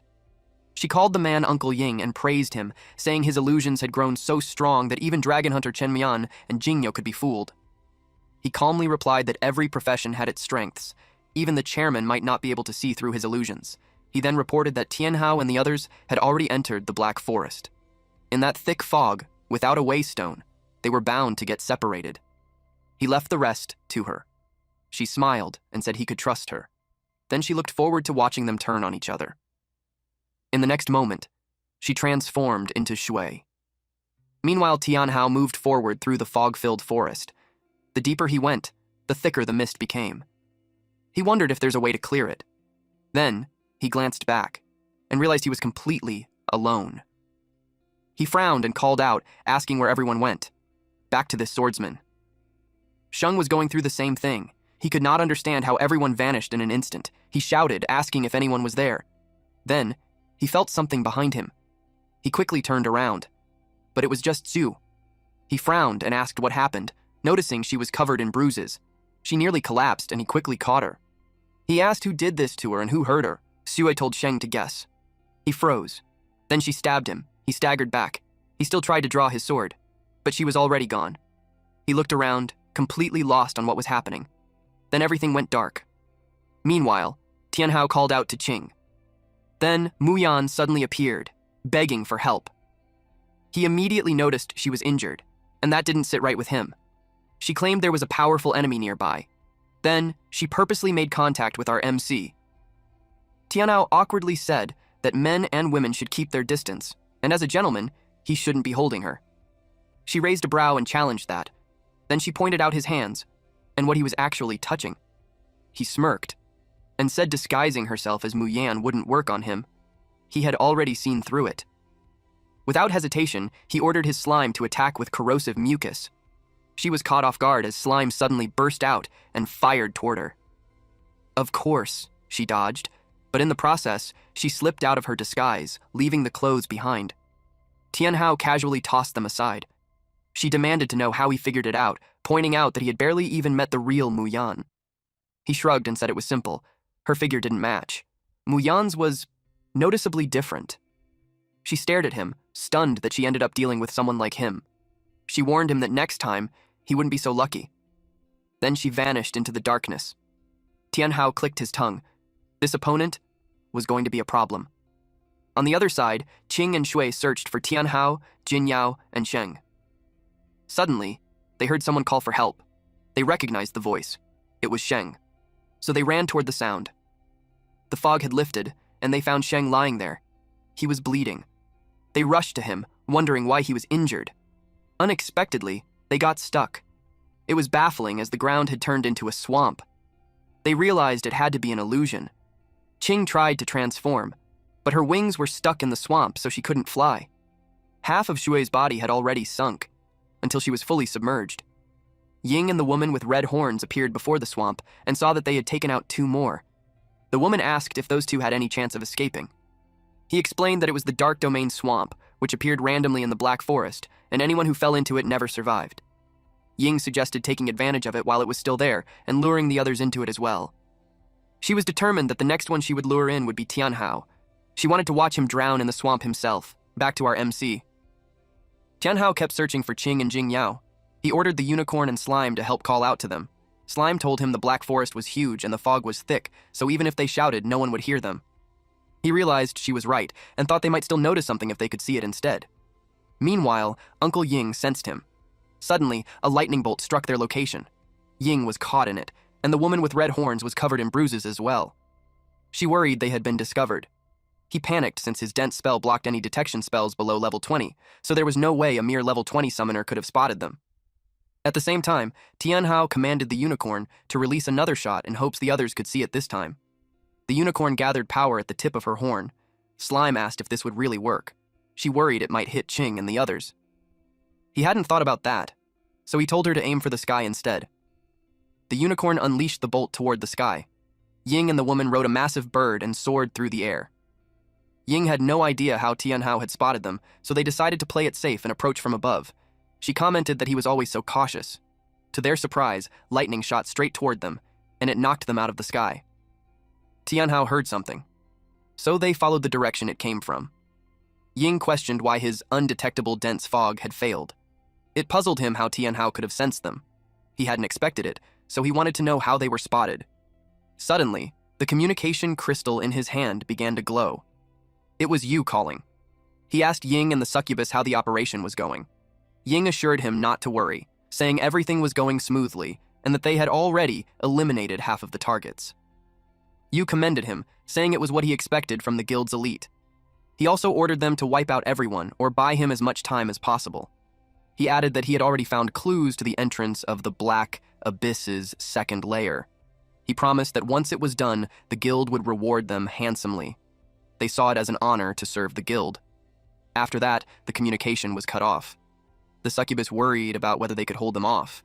Ying answered that they had no choice but to use that move. She asked if he was really going to use that forbidden spell, warning that it would consume a huge portion of his lifespan. He replied that if they failed the mission, they were finished anyway, so it didn't matter whether they died now or later. He activated Dark Mist Soul Eater. He explained that anyone enveloped in the black mist would have their life force drained continuously until they were completely depleted. At that moment, Tianhao was inspecting the fallen bird. This confirmed that the unicorn had hit something. He just hoped it wasn't the princess and the others. The unicorn pointed out that there was a scent of blood on the clothes and that she could sense black magic. He realized it might be someone from Yu's side. Slime could tell something was wrong. The fog was getting thicker and filled with powerful dark magic. All of them were alarmed. Slime said the fog was draining her life force. Tianhao realized something was wrong with the fog. He confirmed it was powerful black magic. Then he told Slime to hang in there and ordered the unicorn to use Rainbow Barrier. The barrier formed around them. The unicorn was relieved it blocked the attack. Ying was amused that they had blocked it, but questioned how long their barrier would last. The mist twisted into a miniature tornado, and its tip sharpened as it tried to pierce through the barrier. Unfortunately, the unicorn couldn't hold on much longer. Tianhao felt the pressure, realizing they would just wait there and die unless they could pinpoint the enemy's location. Slime answered that she could sense where they were. She pointed in a direction and said the dark magic coming from them was extremely dense. He praised the slime. Now that they knew where they were, the rest would be easy. He then ordered the unicorn to ignore the barrier and unleash the full power of her 7-colored horn to destroy them. The powerful beam tore through the mist and triggered a massive explosion. But after that, the unicorn was weakened. Tianhao checked if they had taken them down. The mist slowly cleared and revealed the enemies. They were down. Tianhao approached them and demanded to know who they were and why they attacked them. The succubus called him a scoundrel and said it was a pity she couldn't kill him earlier. Tianhao realized she was the one who had disguised herself as Muyan. He asked who they were and if Yu had sent them. Ying never expected to die at the hands of a level 20 summoner like Tianhao. He then declared that even if he died, he would drag Tianhao down with him. He unleashed the technique Sacrificial Summon Dark Domain Swamp. A swamp formed beneath their feet. Tianhao and the others were alarmed. Slime recognized it as the most terrifying Dark Domain swamp in the Black Forest. Once they fell in, escape was impossible. Tianhao complained that no one told him there were swamps in the forest. They all began to sink into the swamp. Meanwhile, Yu inspected a tree. According to the map, it was the entrance to the second floor of the Black Abyss. He unsheathed his sword and slashed the tree. It revealed a portal. He was pleased to have found the entrance. He claimed that he had already won this time. The portal exuded a powerful aura. He ordered one of his subordinates to scout ahead. The man stepped forward and went through the portal. The others watched in shock.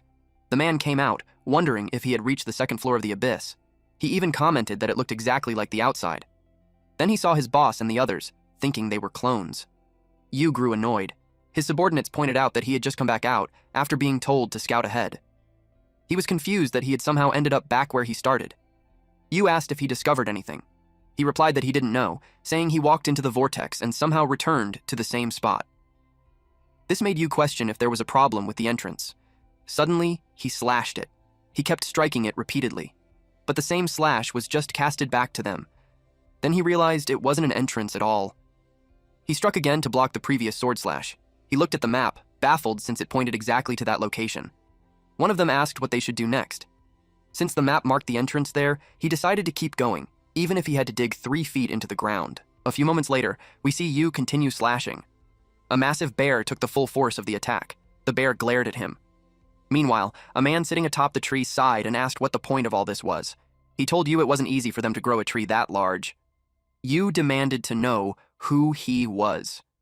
The man replied that he didn't know where they got the map, but the second floor of the Black Abyss wasn't open to the public and told them to head back. Yu declared that no one dared to order him around. He unleashed another attack. The man didn't bother responding and casually commented about his earwax instead.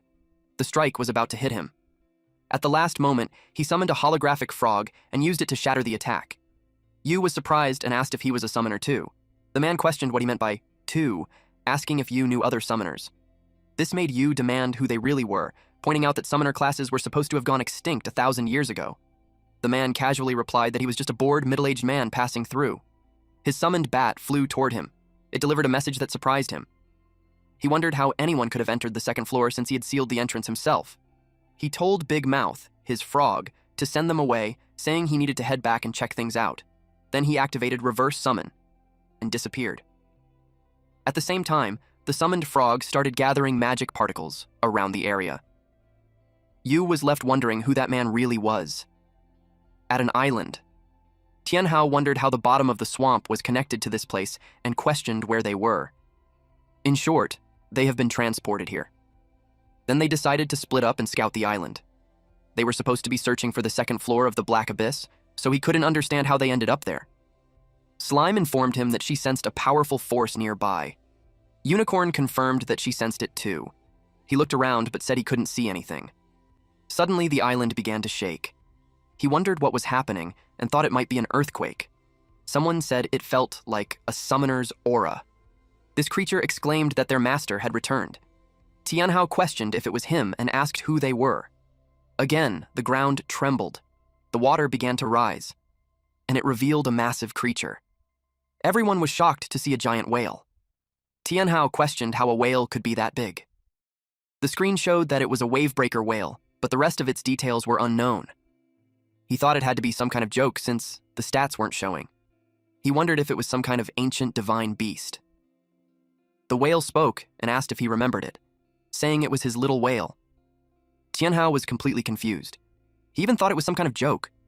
He told the whale it had the wrong person, saying he was just an ordinary summoner and couldn't be its master.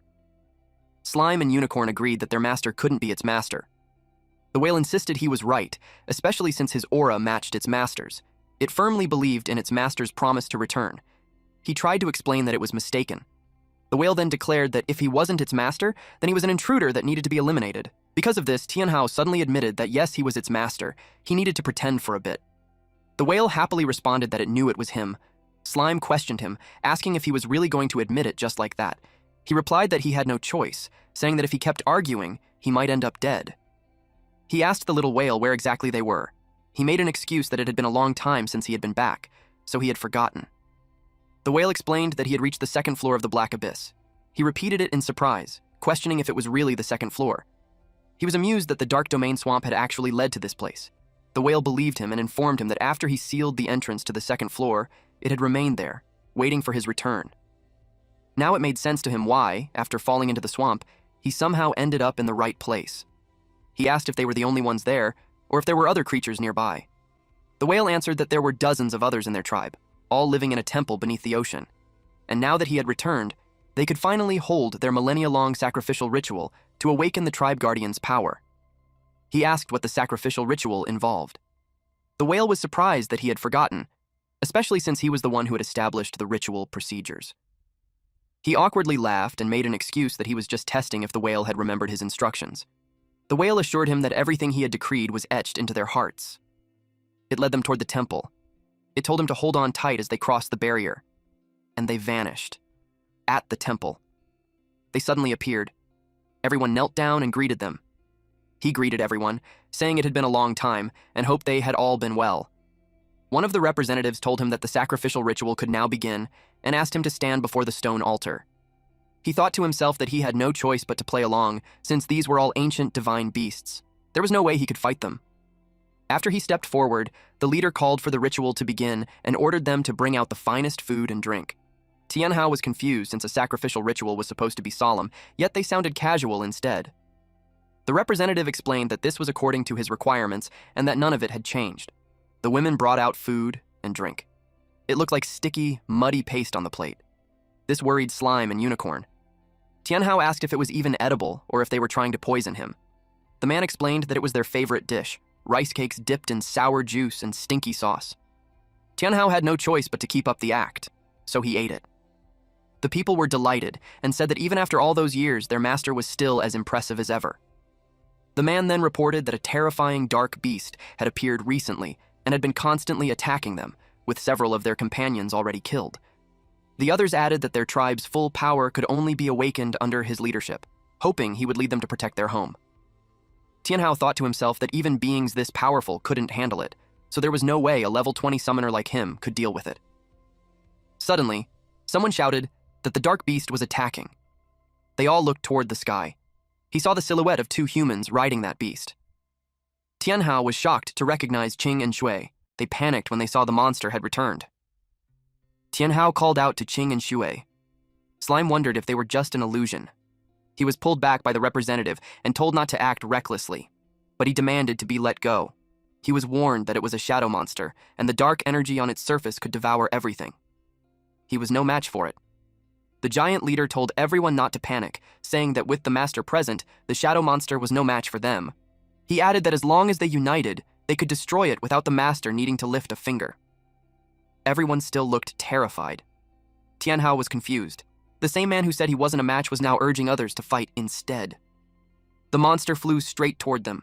The leader ordered everyone to prepare for battle, saying the master was watching their performance. The others hesitated, but he urged them to hurry, asking if they wanted to embarrass themselves in front of the master. The monster's claw came crashing down. Suddenly, a flaming sword appeared, and a woman slashed the monster, causing it to cry out in pain. Qing and Jue were shocked. The monster began to crash. The woman stood there, flames surrounding her. She called them a bunch of useless trash and said they would be better off submitting to her, promising to protect them. There was a brief silence. The leader thanked her, Ling Yue, for her help. He then told her they would not submit, as they were not tools for her selfish desires. She asked the giant whale if it was really still waiting for its master to return. She snapped, telling them to wake up, and said she was tired of hearing that nonsense. Our boy just kept quiet and continued watching their banter. She raised her voice and explained that she wanted them to submit not out of selfish desire, but because the one they called master had died outside long ago and was never coming back. She pointed out that the giant whale was clinging to a hollow delusion and dragging the entire tribe down with him. The leader, whom she addressed as Giant Whale, revealed that their master had returned. She was shocked. She asked where he was. Then the giant whale pointed at Tianhao. Tianhao wondered how the conversation suddenly turned to him. He had just become the center of the drama. She mocked him, laughing as she questioned if he was really the master. He thought to himself that she clearly didn't think much of him. This angered the giant whale. He told Ling Yue that the master had only just returned, and his aura hadn't fully recovered yet, but his identity as a summoner was real. He reminded her that the master was the last summoner in the world. She didn't care if it was true. She believed that Tianhao was definitely not their master. Then she realized that only the two of them had seen their master's true face, so he must have found an imposter to trick everyone. She accused him of deceiving everyone just to stop her from becoming the leader. Now, everyone began to question whether the master was fake and if the whale was lying to them. But others considered that Yue might be the one lying. She challenged them, saying that if they didn't believe her, she would prove it. She unleashed a flame strike, and Slime and Unicorn immediately stepped in front of Tianhao to block it. The giant whale took the hit. He warned Yue not to disrespect their master, or he would be forced to act. She made up her mind to make him submit to her. When she turned away, the giant whale let out a sigh of relief. She went to a cave. She muttered that she had already given them a chance, but they didn't take it. So now, they would have to face the consequences. Inside the cave was a dragon-like creature. She had ordered those shadow monsters to attack that night to eliminate the nuisance and bring her the imposter. She declared that by tomorrow, she would become the queen of the Black Abyss's second floor. She looked forward to it. Everyone in the temple fell silent. The tribe members told Giant Whale that they trusted him, but it was true that only he and Yue were from the older generation who had actually seen the master. They didn't know who to believe. Slime noticed their hesitation and asked what they should do. Tianhao calmly told them to play along for now and adapt as things unfolded. Giant Whale grew angry and said Yue had always wanted to rule the tribe, so it wasn't surprising she would slander their master. He asked them if they weren't afraid of the master's wrath. He then apologized to the master, explaining that they were just juniors who had never seen him before and meant no offense. He asked for forgiveness. Tianhao replied that it didn't matter if others didn't believe, as long as the one in charge did. He then told Giant Whale to rise, saying that now that he was here, they should stop dwelling on the past. Suddenly, someone splashed water on Tianhao. A junior, with a mohawk, argued that if the master had truly created their world and taken in their ancestors, his strength must have been terrifying, and there was no way he wouldn't be able to dodge such an attack. He declared that Tianhao was not the master at all. They spat at Giant Whale in disappointment. They had trusted him, but he had lied to them. Giant Whale could see what they were feeling from their expressions. The one with the mohawk declared that Yue was right, and that she was the only one who could truly protect them. He swore loyalty to her. Others followed, saying they would join her to fight the shadow monsters. More voices agreed and stepped forward. Giant Whale quietly thought that he never expected things to end this way. Tianhao confronted him, saying he knew all along that he wasn't their master. He realized that Giant Whale only wanted to use him as a symbol to rally everyone against Yue and the shadow monsters. Giant Whale admitted he didn't expect to be seen through, but acknowledged it was indeed part of his plan. He apologized, admitting that he had lied to Tianhao and to everyone else. Slime and Unicorn were furious at him for deceiving them from the very beginning. They questioned why he lied, calling him a bad person. He then said that the master's presence had led them there, meaning the place they were in was the correct one. He explained that the master had led them in building the temple, and every companion they lost was buried there. He added that ever since the master left, they had faced countless crises, and his old companions had passed away, one after another. Now that the shadow monsters had appeared, he could feel everyone's fear. So many years had passed, and he knew their master was likely long gone. He admitted that when Tianhao appeared, he immediately recognized him as a summoner and thought the plan could give everyone a pillar of support so they could unite against the shadow monsters. Unfortunately, he failed, and he couldn't save anyone. Unicorn asked if they were all going to die. Slime said she just wanted to go home. Our boy then approached Giant Whale and then revealed that Tianhao wasn't an imposter. He was actually the master's student. This made the Giant Whale stop crying. He asked where the master truly was. Tianhao replied that the master was busy with something important and had sent him ahead to check on things. At the first layer, a silver-haired man stepped onto the swamp. He wondered where the entrance he had left in the swamp had gone and questioned if he had come to the wrong place. The monsters observed him and noted that, as expected, with his memories, he wouldn't remember where the original entrance was. He quickly ordered them to find the next swamp. He refused to believe that he couldn't find it. Back to these guys. Giant Whale asked if Tianhao had any proof that he was truly the master's student. Tianhao replied that his status as a summoner was proof enough. If he wasn't the master's student, there was no way he could be a summoner too. Giant Whale said he needed time to think, as he sensed something was off. Tianhao asked what there was to think about when their priority was defeating Yue and the shadow monsters to protect their home. Giant Whale realized he was right and asked what they should do next. Tianhao told them to take him to the shadow monster's lair so he could rescue his friends first. That night, at the cave, the shadow monsters were sleeping. Qing and Shui lay on top of one. They both looked exhausted. They jumped down. Suddenly, a portal appeared. A voice spoke, waking the monsters. They were shocked by what they saw.